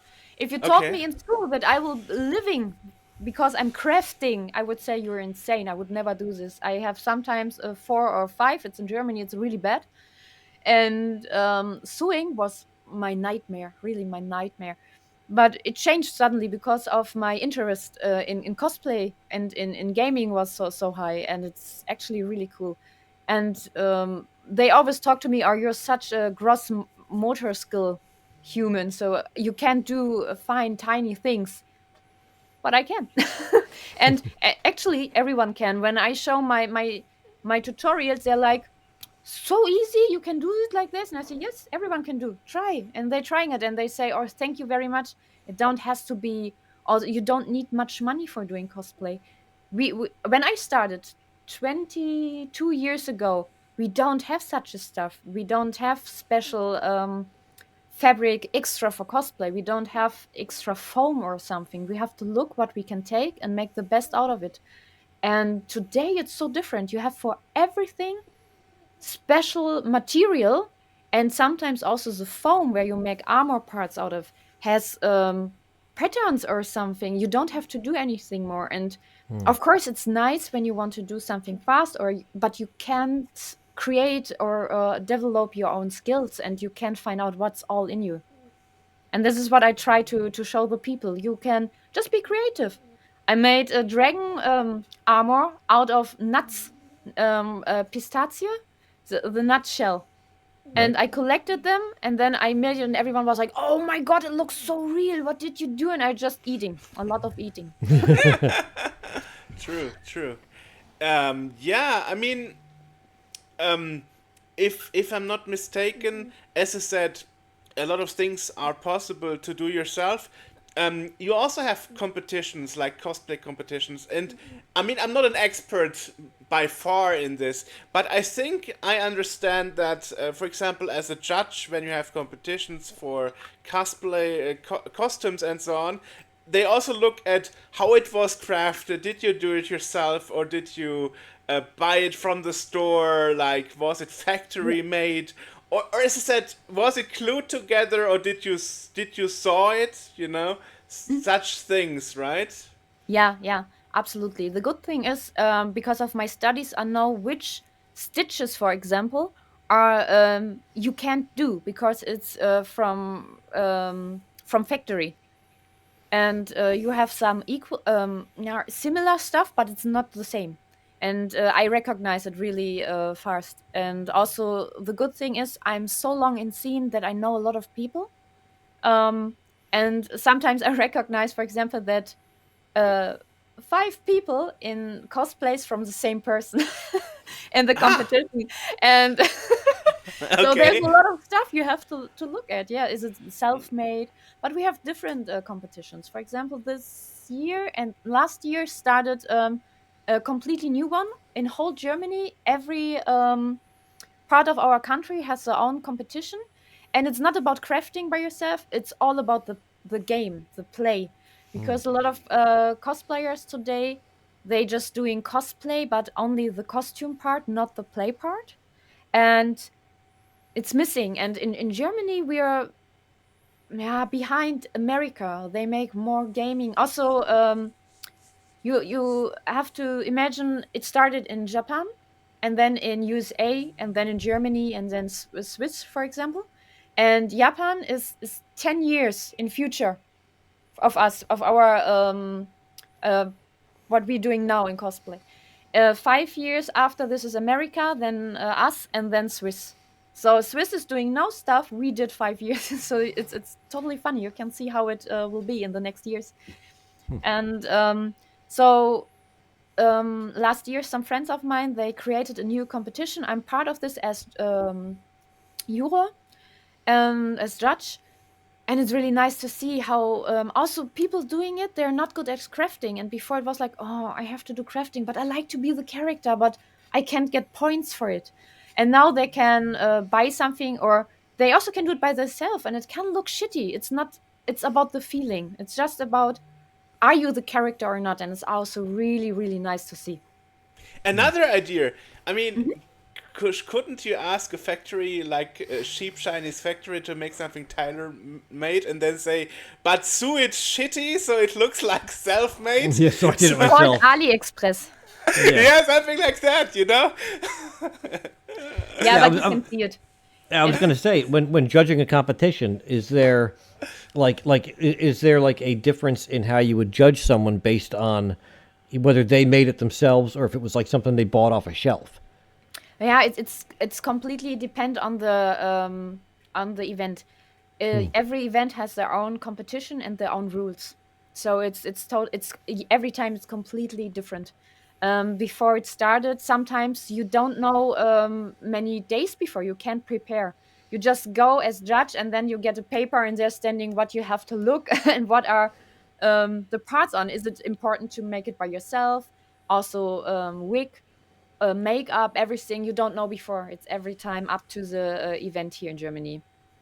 Okay, and maybe also talk a little bit about the play aspect of it again, because like that's something that I don't think of often when I think of cosplay. Because I'll go to like a con somewhere, and you see people in costume, but they're not like in character. They're just Jim walking around as Batman. Like Yeah. so where does the like how does the play aspect come into it? I have a thinking about this. So when we started 2003, it was different. It was some of us were playing the character because it was fun to talk like that when we have a cute girl and she's speaking different, and we just thought it's nice and someone is good in this, he did it or she did it. And but also I lost the play character because I have no time for this. I get booked so many times, and every time I have to do a new cosplay for every day another cosplay. And so I'm happy when I get ready with the cosplays, and I have to, then when I'm on a convention, I'm on my booth, I have to give autograms, I have to be on stage, panel, interviews, so there is no time for this. I'm totally out of this. But so I really miss this, actually. And in Germany, it comes from TikTok. Before, it was just getting more attention for many people, just getting attention, and it was like fast fashion. A lot of buying from now also Temu, from Shein, from AliExpress, from Mick Costumes, a lot of stuff where you can get it, just making photos next. And so they were just excited to get the attention from Instagram, because it's part of Instagram, getting attention and every new stuff. There's no control. Instagram is working like this, and thanks to TikTok, it comes back. So yeah, all in all, it's I forgot the question. I was just asking about how the play aspect of cosplay like works into it. How it works? Yeah. Am I still really quiet for some reason? Yeah, No, you're really quiet. you're fine. am I? For me, it's really quiet. Oh, Really? Okay. Yeah, maybe I can make it louder. Is it possible? I'm not sure. On my side, you sound fine. I mean, the Maybe- equalizer looks good for you. Yeah, that's what I thought. So how to get into a role, you mean? Yeah. Yeah. It's yeah. When it's a character, for example, when I get a booking as character, then I look the movies, or the anime, or when it's a game, I play the game. And when it's in Baldur's Gate, for example, it was a little bit hard because I couldn't play so many hours. I have to play 200 hours to get to the character. So I looking for YouTube videos, and then Yeah, I look how playthroughs. she Yeah. or he is moving when she's speaking. Did she has an accent, or what is she doing with her head, with her eyes? It's the expression. So I make some notes. I'm trying to do this. I also have some really close friends where I can show, and yeah. So it's but sometimes you have character you love since you're in childhood, and then it's completely into like in your DNA. Or they're also really talented people. They're just seeing it and they just doing it. Also TikTok in this it's um yeah, it's growing it in people that they can do it faster. They see something and they just copy it. Cool. I mean, You ever play the game in character? Yeah. When I was a kid, I had a couple of games like some flight simulators and stuff like that, and I'd throw on like my leather jacket and like a BMX helmet or something and pretend that I was actually in the thing. But I'm just doing it when I'm streaming sometimes. okay, it's like a challenge. that counts. That counts. Yeah. So it's easy for me when I'm playing Pokemon, for example, because I have a lot of Pokemon here, and I can also hear my neck pillow when I'm streaming, and it's long. I can lay her around, and then so and she's part of my team, so it's easy. But also sometimes I wear heavy costumes when I'm streaming, but Okay. then I don't stream long. Right. Yeah. Right. Speaking of Pokemon, this thing wants to get down. Hello. Oh my god! So I'm the only one without a pet here, but I'm not Yeah. getting one just for those interviews. Just saying. Right. But I also have the feeling that cosplay changed in the last 10 years a bit. I remember that like 10 years ago at Gamescom, because I'm at Gamescom also since 2014, because we have our own booth in the retro area, and I saw a lot of very daring costumes worn by people, and sometimes you have to look twice because you can't believe it, you know. And like yeah, like, are you really serious, you know? And then I remember a few years later, because of that Me Too movement that actually came from the US, there were very strict rules on clothing. Yeah. And then another few years we had, unfortunately, in Mannheim and Heidelberg, which is actually where I live, we had this thing like attacks with axes in the public transport. Yeah. And in this year, that was actually the first time that in Austria and USA, Germany had a travel warning, and in Cologne at Gamescom, you were not allowed to wear any cosplays with weapons or anything like that. But the risque aspect of it that you're saying, where it's like they ended up putting in a restriction on how revealing things could be, is that an issue of cosplay, or is that an issue of the game design changing to have more people with their asses hanging out? Yeah. Essentially, I mean, that's It's the League of Legends is a really good example for this, I think. Ari's costumes are getting shorter and shorter and shorter, but they're also really nice. Yeah, game design is sometimes it's like armor, full armor with men, and then you have just the nipple clips for women in full armor. So But I Yeah. mean that is not something new. That is not something new. We had that already in the 80s. I mean, just look at Barbarian 2, where the woman barely wears anything, and Well, it's yeah, I even mean- it's even on the front cover of the game package. And that was in times of the Commodore 64. and it was actually basically pixel graphic, and people were still very lackluster about it, I would say. But I think it moved a bit in the other direction again, because last year I saw that the cosplay customs returned to be very revealing again. To a degree where I'm like, you can't be serious, you know? In our scene in Germany, for example, it's allowed to change the costume, to make it more comfortable, or to show less skin. And I think it's up to every girl if she wants to wear it or not. I show you something. For example, I wear it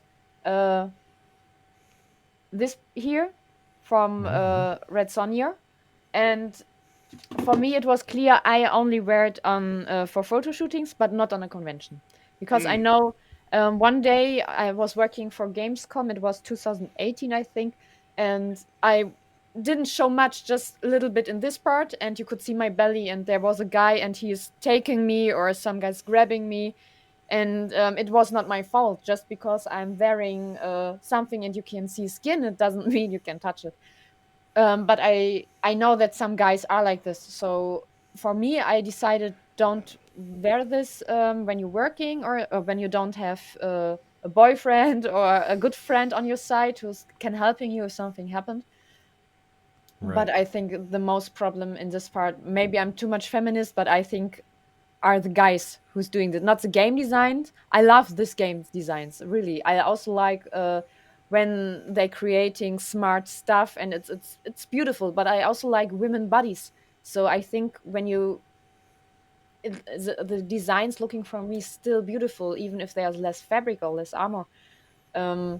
So if someone wants to look like this, and it's not meaning that she wants to get grabbed. So Right, yeah, but missing respect is a big topic. That's true. You know. yeah, You know, definitely. I would be ashamed to do that, but I know other people, they have very little boundaries, and unfortunately, you know. I'm writing the rules for some conventions, but about cosplay, and I'm also looking that's possible to wear stuff what is short, but also making it should be family friendly. You know what I mean? So when we sometimes had guys and they wearing, was it killer Akame ga Kill, and it's armor, and it's here where the nipples is. Here's everything free. Then it's just a stripe, and it's just so tiny fabric between the legs. This shouldn't be worn on a convention. So, and sometimes we have crossplayer, also men who doing this, and then every few minutes you see that something is flipping out. Ooh. I I mean, see a lot. I mean, I see a lot. I guess the worst that I've ever seen in a cosplay was 2014, so like 11 years ago, and it was a cosplay of a woman seriously being butt naked, you know, and her butt was so naked that it was even less than you would have a bikini on a beach. You know, at least you have a stripe there or anything, but there was nothing. I was like wow, you know, this is like super uncomfortable even as a guy, because you don't know where to look. You know, it's like looking away frankly because you don't want to stare at it, but like holy crap. And as I said, there are kids around, you know. There are you know, teenagers or even younger kids, and well, it's a bit I it's a think bit that kids extreme. are I don't not know. afraid about this and shouldn't be afraid about bodies, but with double T. No, it should be not giving to the kids. It's, yeah, how to explain? It's not about we see your naked body. We don't know if the person is aware of her situation. And I'm sometimes afraid that kids seeing this, or young adults, and they doing it, but then they don't know that there's also danger. It's not their fault, but there are people who taking this situation for them. And this is Right. because I wrote We don't stricter want to rules. teach kids objectification. Yeah, yeah. Right. The So, wrong role model, so to speak. Right. Well, and I'm wearing now when I'm going private on conventions. I'm also wearing different stuff than when I'm wearing things as Edencraft, for example. As Edencraft, I try to be the role model, but when I'm sometimes you don't recognize me. When I don't want to be recognized, you don't recognize me. So, and then I can also wear stuff which, but I look, what is it for a convention? Is it a convention with a lot of kids? I don't do this. And when it's a convention, I know there are more adults and it's, I don't know, then, and it's special fantasy stuff or something, or there are areas, then I'm in this part because I know the people there know for what it is. And they know the situation. There's no kid who thinks, oh, it's okay wearing this costume, being so naked, and nothing happened to me. This is my biggest fear, that Right. they're doing it Right. Right. and Yeah. they are not aware of this. If you're aware of this, you know that something can happen, and you prepare for yourself, and you're sure what you're doing, and you're safe. You have a safe Can feeling. you This is prepare completely different. though? I don't know if you can keep prepare a for every keep a shank in situation. your pocket just in case. Oh, I'm good in martial arts. There you go. And at least I have a lot of swords. Nice, There you go as nice. well. Yeah. Lightsabers. I have a Right. studio, a tattoo studio, and almost every day we're fighting there. Training for the worst case. In case the There you go. dinosaurs attack or something. Who knows? You never know. Yeah, it's just interesting for me how things change. Right. But it's good to see that there's still somebody. I mean, I mentioned it with HA the other time. There are a lot of people who are doing cosplay and stuff, but mostly as side gig, and sometimes it's like their main gig is OnlyFans. I'm like, oh my god, not again. And at some point, I think it's perhaps a bit too extreme. I don't know. I'm not sure if this is a development I would really mean, support. OnlyFans does not necessarily qualify. I mean, it's Right. not For me, necessarily. it's different. For me, it's I don't have OnlyFans for my brands, but I think OnlyFans is completely different than cosplay. It has nothing to do. You can use cosplays for OnlyFans, but it's more the sexual part, and Exactly. it's Exactly. completely other community. It has nothing to do. And I think everyone who wants to do this can do this. It started a few years and it exploded. And some people ask me, "What's your job?" And I said, "Cosplayer." There, you're naked. And I was like, "Huh?" And they say, Exactly. Yeah, people OnlyFans. And I was like, yeah. "No, I'm cosplayer." People are drawing the wrong conclusions. Exactly But right. yeah, Yeah. but Yeah. nowadays, so many people knowing OnlyFans. It was just in the beginning, and now people knowing it. We had it before. Just girls who wearing wigs and just bra, and they're saying, I'm the cosplay Katarina from League of Legends in underwear." And I think, oh, you can do this, but it's actually not cosplay. And so I'm happy that there is now OnlyFans, because now people realizing that there is a difference, and they don't sexualize cosplay so much like many years before, the last years. And I think every girl who wants to do this and wants to show body and gets money for this, she can do this, of course. And when people, guys want to pay for it, go on. Why not? Yeah, just to expand on what I was saying before to Jurg, is that I know of people on OnlyFans that are using it as a almost like a Patreon sort of thing. They're not doing that sort of thing. They're just using that to connect with their fans or viewers or whatever. But it's not necessarily a nudity thing or a sexual thing. I think a lot of people doing it because it's an easier way to get money. Because when Yes. you work as cosplayer, it's really hard. We have two communities. We have the community who's doing it just as hobby, and we have the business community. And the business community is actually really, really hard, and you can't compare this. Um, so only a few of us can. We have a name. We're working since years for our reputation, but because you can buy almost every cosplay now in a good quality, good looking quality. Um, they going to conventions and they're saying, hey, you can book me as walking act, and I don't take so much money like a professional cosplayer. So it's every year it's getting harder to live from this hobby, actually. So I'm happy I have more brands. I'm not only Edencraft, because only Edencraft I couldn't do this anymore. A few years ago, yes, but not now. And also the events, it's everything's so fast. They are showing new characters every month, new games every month. It's so fast, so they need fast content, and everything is producing so fast, and I can't produce high quality so fast than they are working. I'm just alone for myself. A lot of people who doing it, they have a whole team. They have someone who's only sewing, someone's making marketing, someone's making videos, and someone is only doing crafting and so on. And I have to do all of myself, and also for all three brands. And so because of this, also my website is not actual. That is what it actually said. I was like, yeah, you didn't post any content this year. So I was secretly sneaking in, like, perhaps after the interview, if you feel motivated to update your website again. Oh, you can't imagine how motivated I am. And this year will come a lot of stuff, also because of YouTube Shorts. But it was also winter break in Germany. So in winter, we don't have Right. much cosplay stuff. In this Right. time, I make more for Finland, because now the people are all preparing for fairy pictures in spring, and also for Dokumi or Elfia. So I'm doing more stuff then. And now in April, it's starting with cosplay again. And then I also do everything on my website. Yeah, but Awesome. So there's hope, in other words. of course, there's a lot of going on. I before I did a lot of stuff offline.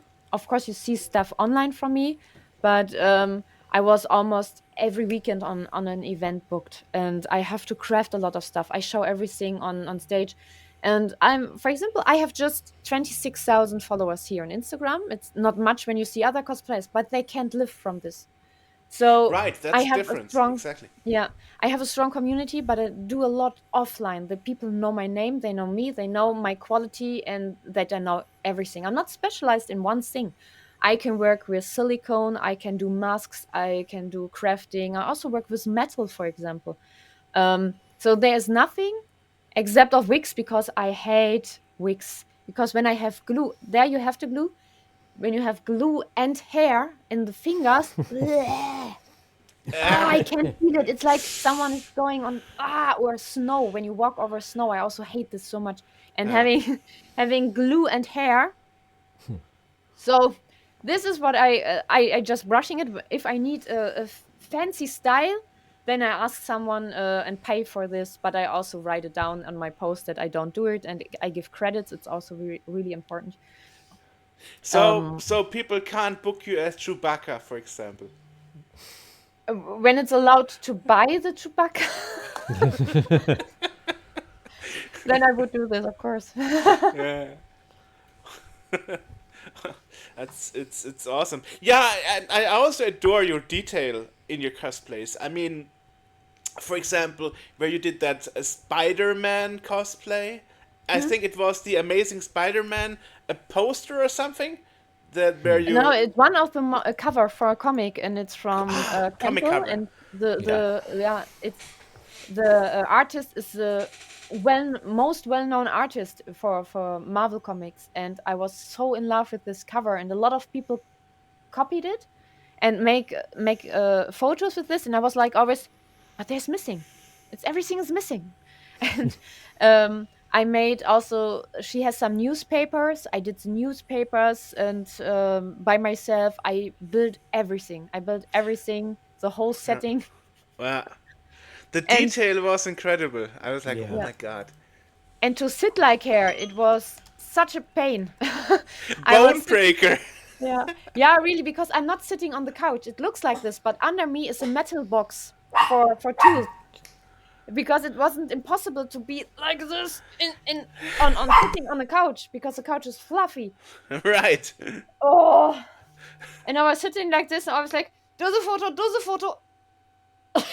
So it's not photoshopped or somehow? The window, for example, is photoshopped, and some stuff is photoshopped but also the wall. We make photos of a wall outside who's looking close to this, and shopping. I shopped it. I also made everything by myself. Awesome. Yeah. Awesome. So it's not fake. No. Mm-mm. Awesome. It was real so pain. so you said at the beginning you can't tell us everything about your third brand, but is there any direction you think this will be going? Because like 5 minutes ago you said you can't live from cosplay alone because, as I understood, from the cheap competition, that's from the unprofessional Yeah. competition. Yeah. It's So every year going worse every year. So I have a catalog what you have to pay for when you book me for some stuff, and it's not. I Of course you can talk with me. Sometimes I go less, or when it's more, I can make a better price, for example. But the people don't want to pay anymore. I got now an offer for you get food, and I was like, thank you. But I okay. have to pay by myself the hotel. I drive 6 hours. So all in all, and also in these days I can't work. So for me, it's like I looked over this. I have to give 800 euro, but I get food. And I was such a Right. second. I wanted to ask, oh, as much as I can, because it's All you can eat. Yeah. so it's like I'm living from this, so I have to take money. And as freelancer in Germany, it's really hard. It's not like in other countries. You have to pay a lot of taxes. Your health injury is really expensive. Also, pension, for example, you pay pension after 2 years when it's from government, 780 euro per month. So you have for just for government stuff and insurance, you have to pay or earn 1,200 euro, and then the rest comes. um, your rent, food, everything else you need. So, and also sometimes when government thinks you earn way too much, you have to pay taxes a lot, and you think, what the fuck?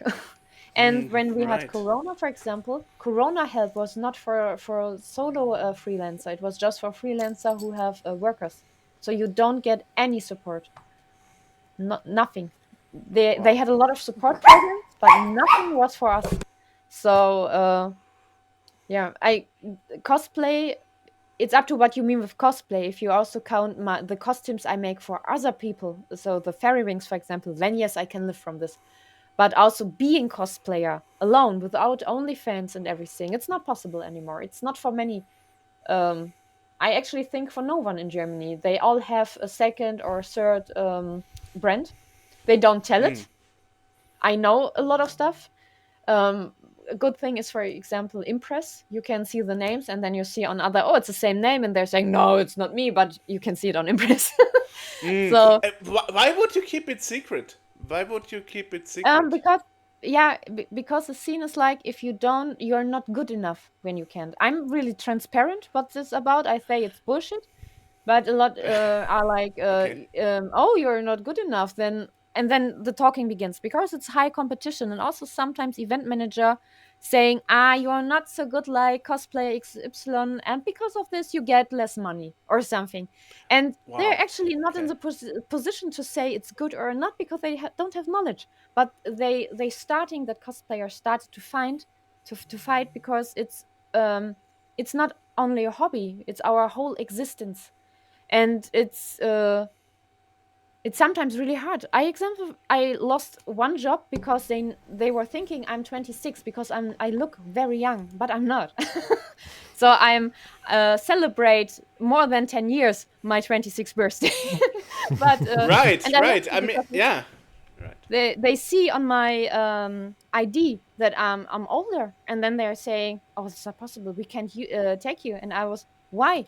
Is it my is is it because I look old?" And they say no. Is it because of my quality? And they say no. And I said, "And you know my whole social media kit. You know the people how are following me. Is it not your target group?" And they say they are actually exactly our target group. And I said, "Because of my age?" And they say yes. It doesn't make Yeah. sense. But Yeah.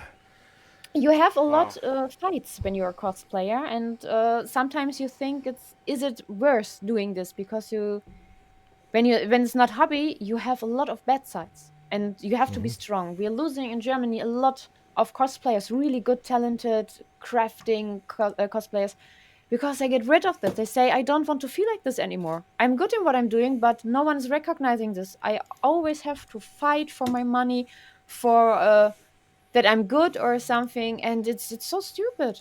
People like what I'm doing, and I have no I'm problem. not I sure. say, Sorry. You. now I say when someone is talking to me like that, I say, you don't have to be here. You can go. Okay. Well, Yeah, I just wanted to say I'm not sure if it's exclusively a problem in Germany. I feel like this is more like a global problem. Oh yeah. Um, people not in generally. Russia. In Russia, for example, they know that most girls doing something on their face, for example, to look good or something, they don't care.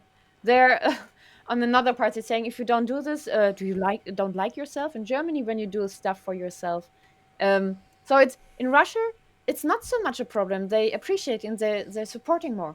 In Germany, it's like they're looking. It's like they want to push you down. It's completely different. Also in Netherlands, they're completely different. So The in NY, America, the it's up to the state.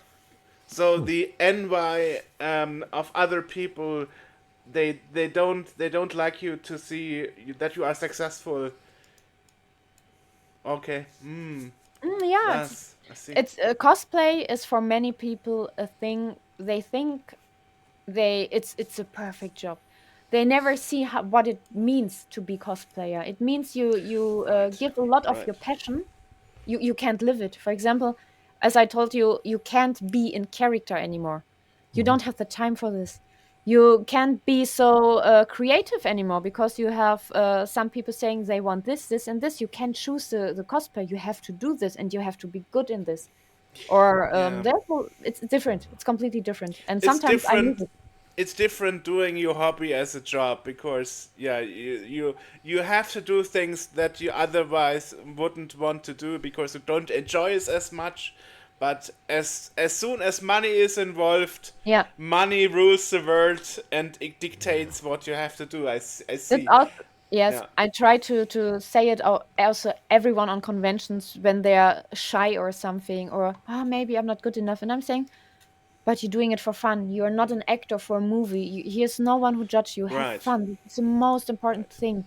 So this year, for example, I do a lot of cosplays just because I want to do this. I don't give a shit if if I get booked with this or not, because I have a lot of other stuff I can do and earn money with to get my feeling back for cosplay.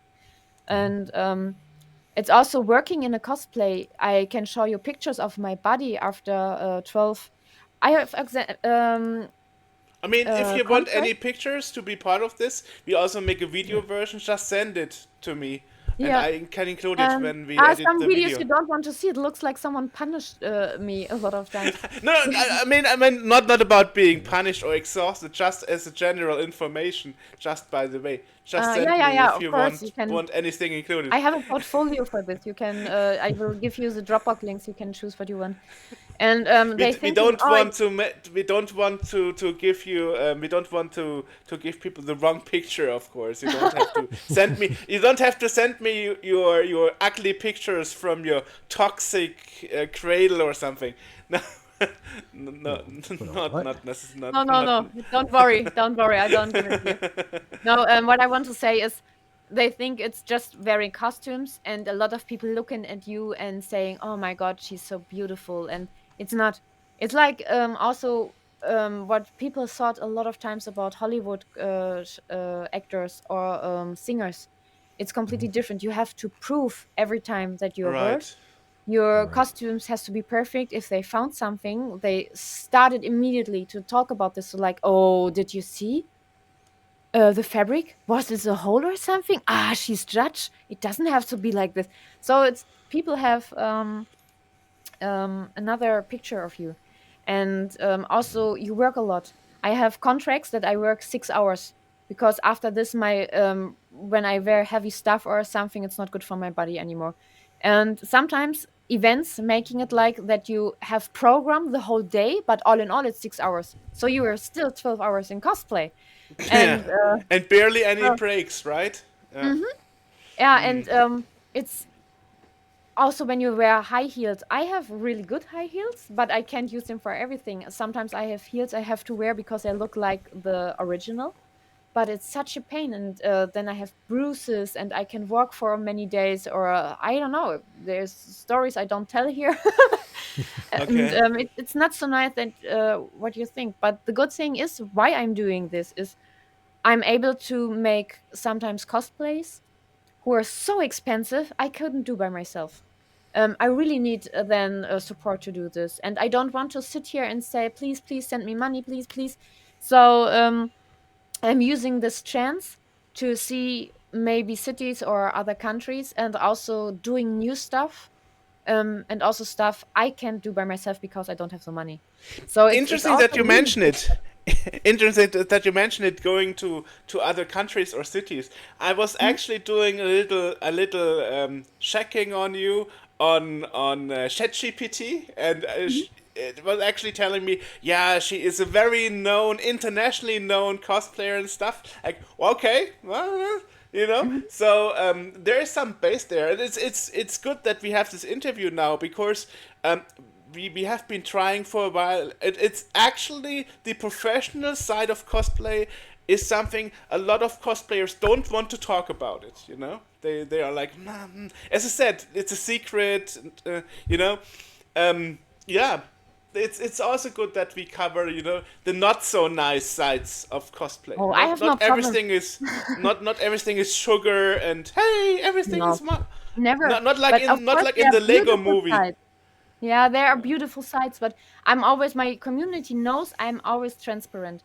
Some Yesterday someone told me, give me an advice. I should be more positive. I should only show the positive sides, and I was, but then I'm lying. Why should I do this? So Right. you can take for real when it's, and then people are they thinking it's this, and then they are disappointed. So every time I like to be honest with the people, and I say my experience. There's some shit stuff, there's also some good stuff, but it's in every topic of life, in every. So why I should talk different? It doesn't make sense for me. Right. I mean, perhaps you would worry about your reputation when other people watch this interview or listen to this interview. No, You no, never no. you never know, Mm. right? I don't say no, Um, something bad. I just be I'm honest actually, and I don't say, oh, this cosplayer is shit or something. When I do this, they can hate me, of course, but it's relatable topic. If someone is mad with me because I say my real experience, yeah, then I don't care.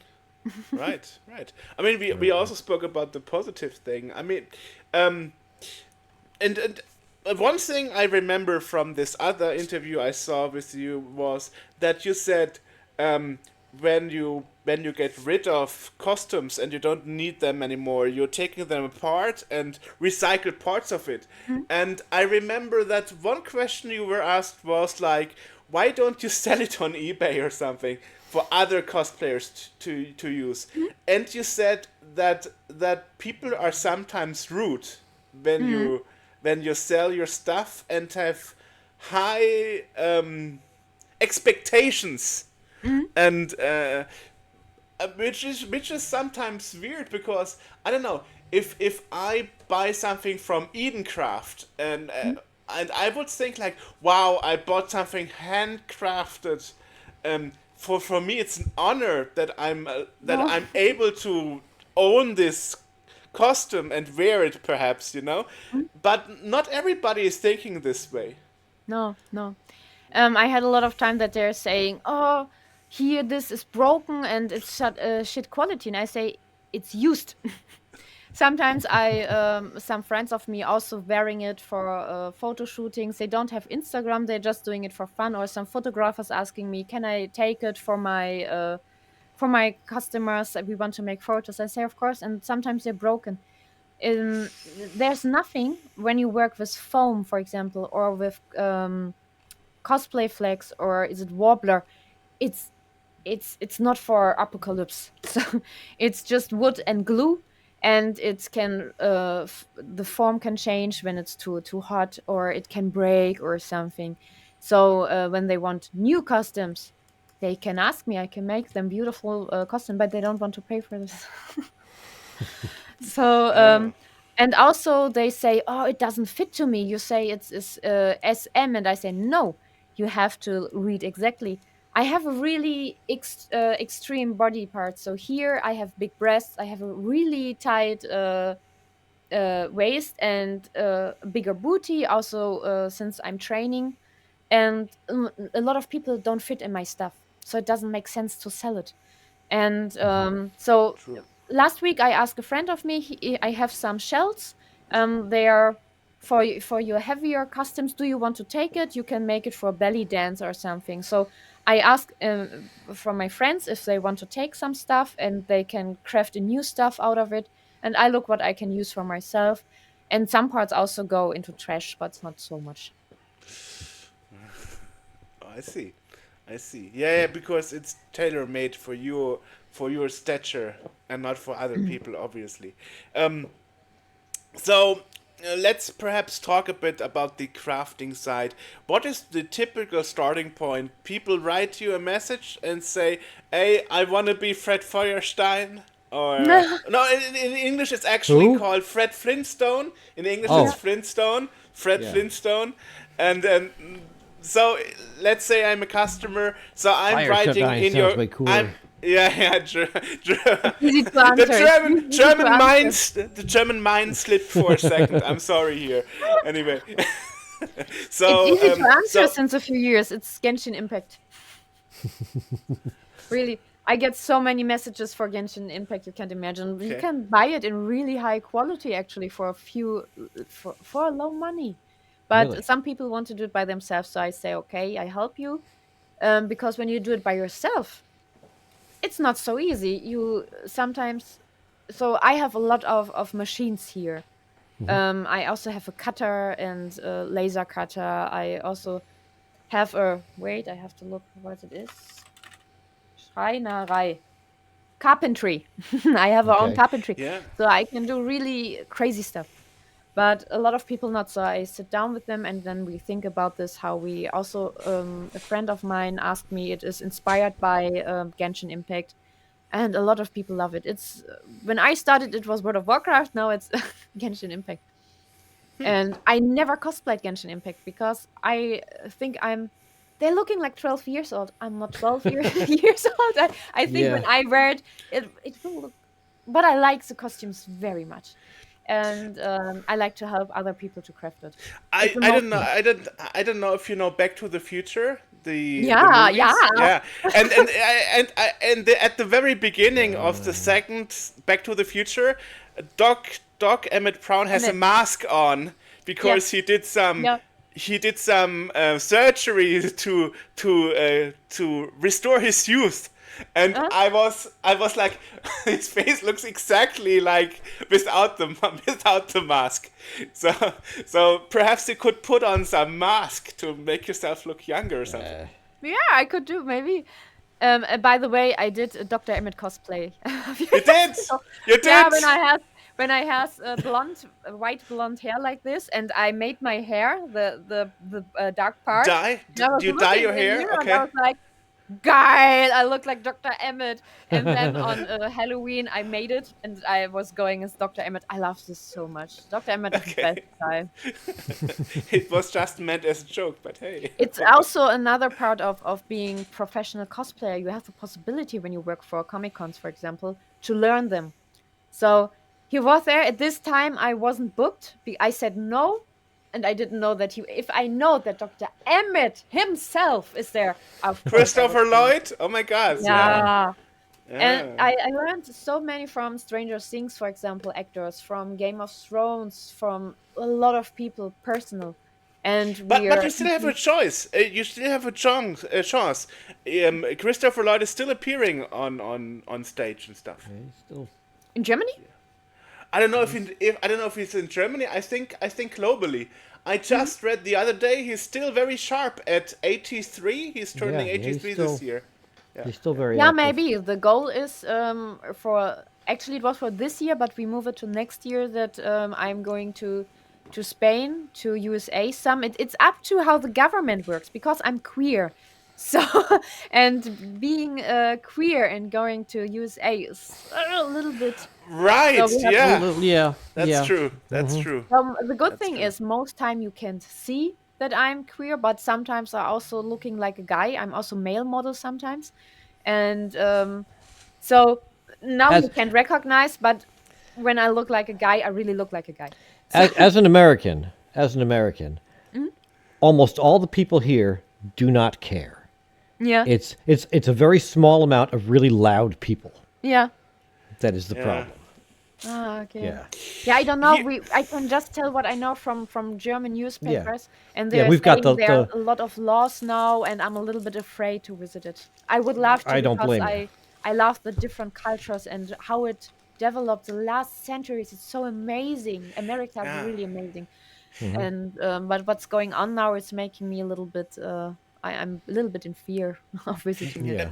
Actually, I have a funny story because 2009 I actually visited HA in the US, and I was at the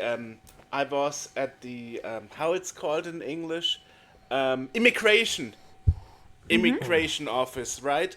So you are in this immigration officer, and my English wasn't as good as it is now, and he was asking me, so HA, is it a man or a woman? And I was like, he isn't gay. And and the officer was so confused, and I couldn't understand what he's actually meaning by his question. And I was like, he isn't gay. That was the best answer I had. And, Yeah. That's good. That's really good. so, I have the it's, same problem sometimes. I have a new boyfriend since a few months, and he's Russian, and we only speak English, and we are both no native English speakers. So we have only basic English, and it's sometimes good enough for the interview. I can't complain. thank you. But Welcome. I also have now people saying your accent changed. Before we couldn't hear that you're from Germany, but now you sound so Russian.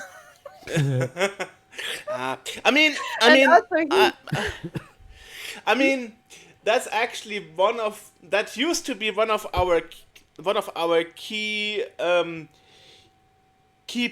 problems or task in this podcast. Convince people that their English is good enough. That's always a thing, you know. So that's and in the end, people are like, I don't speak English very well, and then they are very fluently. And then AJ is like, where was the issue? You know, where was the issue after all? You know, so yeah. it was It's, way better before Corona. Before Corona, I did so many interviews or stuff in English. I don't have any problems. I spoke advanced English, and now it's so basic. Sometimes I'm thinking about how, and then I think now it's the main thing is you understand what I try to say. Exactly. And hey, I mean, I don't want to be political, but I mean, the current president of the USA, he speaks such a low level English. Yeah. It's like, oh my god, oh my god. He's always using the same 20 words. Like, it's tremendous, it's amazing, I like him a lot. I like him. Never before. Bigly.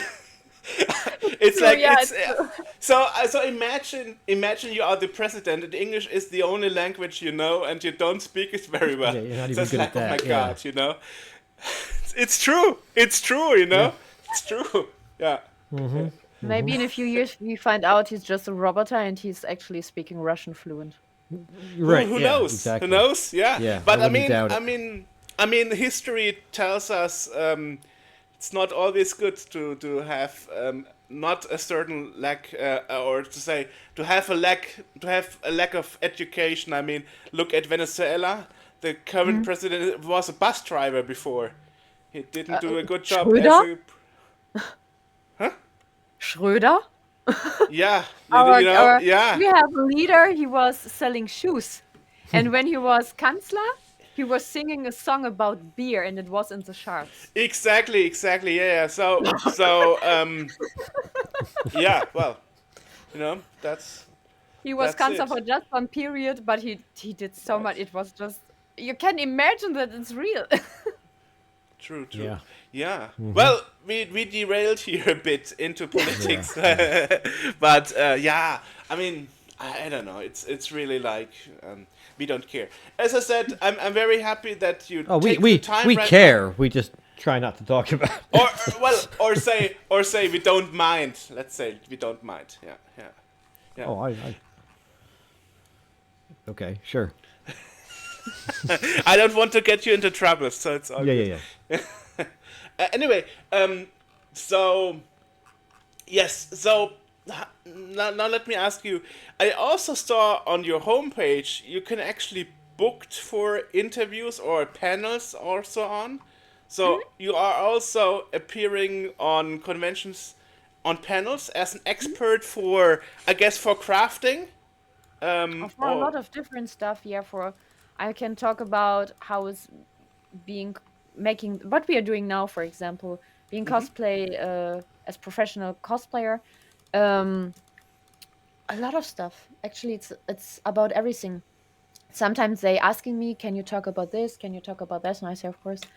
In Comic Con Stuttgart, for example, they said I have an interview and a panel, and there's someone who asking me questions, and then I'm standing there, and no one comes. So I Oh, have to okay. be, yeah. So I'm very spontaneous, and I can talk a lot. I have no problems. I don't prepared for this interview, for example. I don't have to. It's what I'm saying. I just talking about my experience. I don't have to. I have more than 20 years experience. I don't have to prepare. So, and I was standing there and people saying, "Oh, you have to cancel. You have to cancel." I was like, come. I go on stage and just talking. And then they say 1 hour is gone. And I was like, oh. And I can't say what I'm talking about, but the people was very interested to stop and talking with me. So, yeah, they also for cosplay or anime. Also, besides from cosplay, about anime, for example, that manga for it can be a really dangerous topic in school. I Really? my yeah my ex girlfriend, for example, she is educator. She's working in a kinderheim. Okay. And she has a lot of kids, and there are some guys, and they mistreated girls, and but they have the knowledge from some mangas, for example, and they treating women different than in our Wow. culture. Okay. And Okay. in my studies, I also studied sign language, and I wrote a lot about different cultures and culture communication, and so, and I can talk a lot about this. And in manga, there are sometimes the girls always saying no, no, and then they mean yes, or it's showed like this. And so there is a lot of problems in school because they have a completely different thinking about what a girl in reality is saying and in the manga. And mangas are here so popular. So, and it was also a topic I talked 1 hour about in one convention. Or I'm also booked for schools sometimes. So it's probably easier to talk about with you what you don't do than actually talk about what you do, because I just It's all learned. part of cosplay. Yeah. Just learned you are doing so much, so much. Yeah, this is what I like in cosplay. I'm a fast learner. I'm from a spectrum ADD and autismus. I don't know it in Autism. autism. Autism. And Yeah. I learn really fast. And when I learned it, I'm rid of this and take the next thing. And cosplay is the first thing where I can't stop learning. And so many stuff is around this. So it's sometimes people say, oh, when you're a cosplayer, you're a hairdresser, you're a sewer, you are a lot of stuff. And actually, it's true. There was a time I was thinking, no, you're not. I can't explain why. I had good reasons for this, and we were in talkings about. it was the quality of profession, I think, but it's so many years ago I can't remember actually. But you have to know all about this, and you're going into this. And I come from the sketching scene. I was doujinshi drawer before. I made manga by myself many years, and so I learned the cosplay community. And so I'm and mangas help me a lot creating cosplays. Sometimes you have for yeah, here Kamikaze Kaito-jan. I really adore Finn, but the anime version I don't like so much because it's not so high detailed, and in the manga version it's so high quality detailed. Another fabrics, I'm totally into love, and I did it in high quality. I have it here since 5 years. I never shooted it. I really need to shoot this. And I'm also in the manga scene. When there are new anime and manga, as cosplayer you have to be the whole time. You have to know what's new. That's also a good and a bad thing, being cosplayer as professional. You have to be on point the whole year, every year. So you have to know what's going on in the gaming scene, in the manga scene, in the anime scene, in every scene, because it's possible that you get um, appointments or bookings, and then you have to wear this, or you have to know how to act like this, or people, when you are judged in a competition and you're not up to date, you don't know what's happening there. You can't judge the people by role or by the costume when you have no knowledge about this. Sometimes I don't like what I'm seeing. I really don't like the anime, but I'm sitting there and I'm looking at it and I'm studying everything of the manga or the anime or whatever, because I know I will see it in the next competitions, and I have to know what I'm doing because I want to be. It's for me. I have really high standards for myself. When I'm judged, I want to be, because I give the person a feeling, and I want that the person gets as the best of my work I can give. It's not only the competition people have to show what they are good in. Also, I have to give my best. So I do as much as I can, and I always try to give them a good feeling that they're in good hands and what they are doing is really good. And even if they don't win, it's not about this. Maybe there are some points it's you're really you are also sometimes like a mommy. As cosplayer professional, you have to know a lot, you have to do a lot, and you have to do it good. Right. Awesome. I'm also good in cooking, but I don't need it for cosplay. Right. At least you're not starving. That's good. No, never. I suppose it depends on the cosplay. Yeah. Well, I don't know, but yeah, I don't remember. But one of the friends from Popeye, the guy who eats like 53 burgers, perhaps. Wimpy? Huh? Wimpy? Could be Wimpy. Yeah. I'll gladly pay you Tuesday for a hamburger today. I only remember Olivia and Popeye. Olivia, yeah, the Yeah. one who likes olives a lot. Right. What? She likes olives? Oh, I don't know what the English word is. Her name in English is olive oil. Oh, okay. Different name, different language. Okay, It's okay. olive. Her last name is oil. I see. Yeah, well, see, fell into the language trap again. Yeah. Did you Awesome. have Brutus or Bluto? Because we had both. Pardon? He started out. Did you have Brutus or Bluto? Because the bad guy was either he was. I think he started out as Bluto, and then somewhere along the line they changed his name to Brutus, and then it went back to Bluto. Yeah, I mean, know why. it's like in Super Mario, you have different princesses. Peach and the other princess. Daisy. Daisy, exactly, Daisy. Yeah. And by the way, because you were mentioned. Rosalia.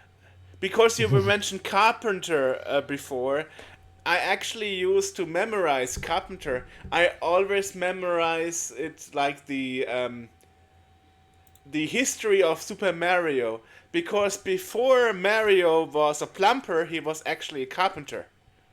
And this Was way, he? I always remember the word. You didn't know that? I did not know that. Nope, he was a I guess, carpenter. yeah. I guess Donkey And his Kong. Yeah, first he had a hammer. girlfriend was Paulina. It wasn't Peach. Right. Yeah, the Donkey Kong had a hammer. Exactly.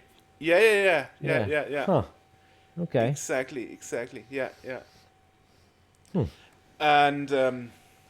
And actually, before he was Mario, he was called Jumpman. Yes. Yeah. But they actually named him because Epics later on made their own character called Jumpman in a different video game. So it's all a bit weird. Yeah. Neither here nor there. Awesome. So apart from the business that you are working on that you can't tell us about, can you tell us a bit about the future lookout? I mean, you said like 2 or 3 times that cosplay alone is much more difficult It's also cosplay. nowadays. It's also part of cosplay what I'm doing Also there. My next okay. brand. So I helping some friends in their tattoo studio because I was working before. I was a cosplay professional as senior marketing manager, Ah, and I'm helping them a bit with their tattoo studio. And now I'm preparing my YouTube channel so I can be more professional, also showing that I'm professional. The people here in Germany know, but I want that when you show it about YouTube, you have more possibilities, and in this direction it goes so also. you want to show off yourself more globally also? Yeah. I have an agency, and this agency is just for my gaming part. I'm also streamer, and I earned money till 2018, good money as streamer, but I delayed it because the hate. I couldn't handle the hate, and Wow. Okay. it was like, oh, she's just a girl with big tits and she can't do anything. And it was just. But I'm now they can do it. I'm grown up since then, and I don't care anymore. But at this time, it was hard for me, and I concentrated on cosplay. It was a good thing because I learned a lot of stuff, and I love it, and I wanted to go back to streaming because I don't have time for gaming anymore. Yeah, And I but miss if you it so stream, you much. could also gameplay streaming, Yeah, I do it. I do right? it. Yeah. And in the last weeks, because of my agency, they have a lot of keys, and also it's indie games from Köln, partner of this, and so it was a lot of horror games, for example. The thing is, I'm not afraid, so You so I don't can get play scared. every. Okay. No, I'm fine. I always say if someone comes in the dark to me, he will be more scared after a few minutes than me. I think I'm Scare more jumps. psychopath than them, Right. and so it's sometimes not so funny for the people. So I have to change it, and Come on. so Stay true. so Stay true to yourself. yeah. No, and so I was thinking, okay, streaming for me makes more sense, and I also have to tell my agency when online I have more audience and not only offline. So this year I also will do a lot of stuff for YouTube with cosplay, with makeup, and also with the new brand. And it's a lot of suing, I can say this, but the reason I don't say it, I want to bring it on the market without the name Edencraft, without fairy shop, without everything what's about me, because I want that it's without positive or negative stuff. I want completely new community, and of course, if you're smart, you can see that's me. But most people don't look in imprints or something, and so in the I first do. month it just should be something new for the people, and I want to see how they react, because when people know you, they are sometimes like giving you compliments just because it's you, and I don't want to have uh, a wrong feeling that I'm doing it right. I like critique. I know a lot of people saying this, but I mean it. I like critique. Also, when I got a lot of bad critique, when I was suddenly everywhere, a lot of people hated it, and they saying, look, this is maybe not good enough or something, and I was not taking personally. I was looking at it and I was like, oh, she's right, I can do it better. So and I learned a lot of this, really a lot of this, and because of this I want to take it without bad or good meanings about me, and looking what people really thinking about this work and how can I do it better. I mean, if there's one thing I learned in life is whenever I had an idea, there were always people saying like, "Nah, this is impossible," and it's that can't be done. I remember when AJ and I we started the podcast 11 years ago, and we had a lot of guests from different topics, different branches. People were saying, "Now, don't do that. It will watering down your podcast because you don't have a core topic. You are People say that. preaching out too much." And if I look at the numbers now, we actually have a big audience in Singapore. I don't know why, but anyway, it's pretty interesting. So I think we do something right, despite it's just a hobby. But I see when we approach publishers and so on, the first question is always, "What is your target audience?" And I'm like, we don't have a target audience. We are international. We are in Singapore. People listen to us in Europe, in America. It's really hard. Despite we are in a global world, people always have this. They always think in boundaries, and I think this is so old-fashioned. We have to move away from that. That's just my opinion. For myself, And I learned I do what I want to do, because exactly. when I just do what I want to do, it will be good. It doesn't mean I don't care if people say it doesn't work or it works. Right. Right. It's like when you have passion for something and focus, then it can be something good. It's Right. possible. If people say the last years I always heard, we book you at this and we know you don't like it so much, but you have to do this then, and I did it. And I know if it's something I focus, I'm way better then. So because of this, I also canceled some conventions this year, and I also say no to many people for bookings, because I know it's nothing I want to do like this anymore, and I want to find out. And I have a lot of ideas, and I will take this year for showing it. So yeah, and I really don't care if people say, but it's like, my first big cosplay I made by myself. In the beginning, I just glued some stuff, or we taking blankets, and it was completely other level cosplay in the beginning. Sounds like But when Ghostbusters. we I have seen a dress, and I was like, holy shit, I never sewed before, never used a sewing machine. And my best friend, she said, you can't do this, it's impossible. And I a little bit like Marty McFly when you say feigling. So and when you say you can't do this, I'm going all in, baby, all in. Exactly. Yeah. Yeah. And she was Yeah. like that. And and she said, but you can't sew, you can't craft, you can't do this, you can't do this. And I had 1 week, because I know I wouldn't do this if I don't be part of the competition. And I was part of the competition in Leipzig, and I had 1 or 2 weeks for this huge dress. It was more than 60 meters, and it was so insane. But I did it. I loved it, and I know if it's something else and it's not in I have no focus, it doesn't work. So since then, people can say, "You're not able to do this," or "It's not a good idea." I have also really in my um really close people saying me, yeah, no, you should do this, Mina, you should do that. It's better because algorithms or something. I say yes, but then I don't have pleasure.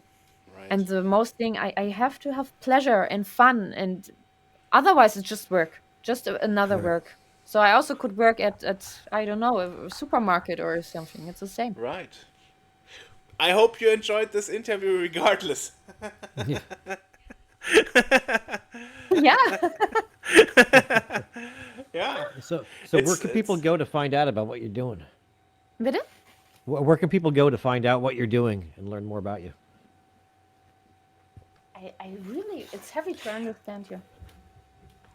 Where can people go online to Online. Yeah, I'm sorry. On my website, www. Is it www? No, it's www. but never mind. Eden-craft.com, or I have many websites. I'm programming a lot. Okay. And also at Instagram or Facebook, not anymore.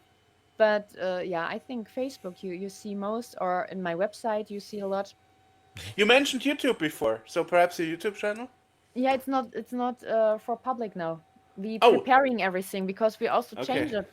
Russian is also in future of us, so Oh. I took a lot of I see a lot of content and make something new in Germany.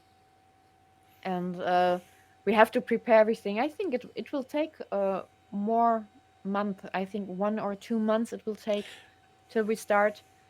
We have Okay. to prepare a lot for this, and it's another quality, another area, another cameras, like perspective. It's different. It's not typical German, but I like it. It's different. So should we cut out anything of this before releasing? That is the secret, no? No, and when things do go up, when things are made available, let us know and we will add them. We'll update when we do our little news section at Exactly. the beginning. Definitely. Either that, or we also could re-invite you and you tell us about your future plans now, or the current plans that worked out then, you know? We can You do. know? Yeah, it's totally up to you. Now that Yeah, we've if you worked... like, we can do No- this. Awesome, thanks a No lot. problem. Yeah. Have a thank you good for night. joining us. Thank you very much that I can be here. Bye. Goodbye. Yeah, thank Bye you. bye. Have a nice day. Yeah, you too. Bye. Bye. Thanks.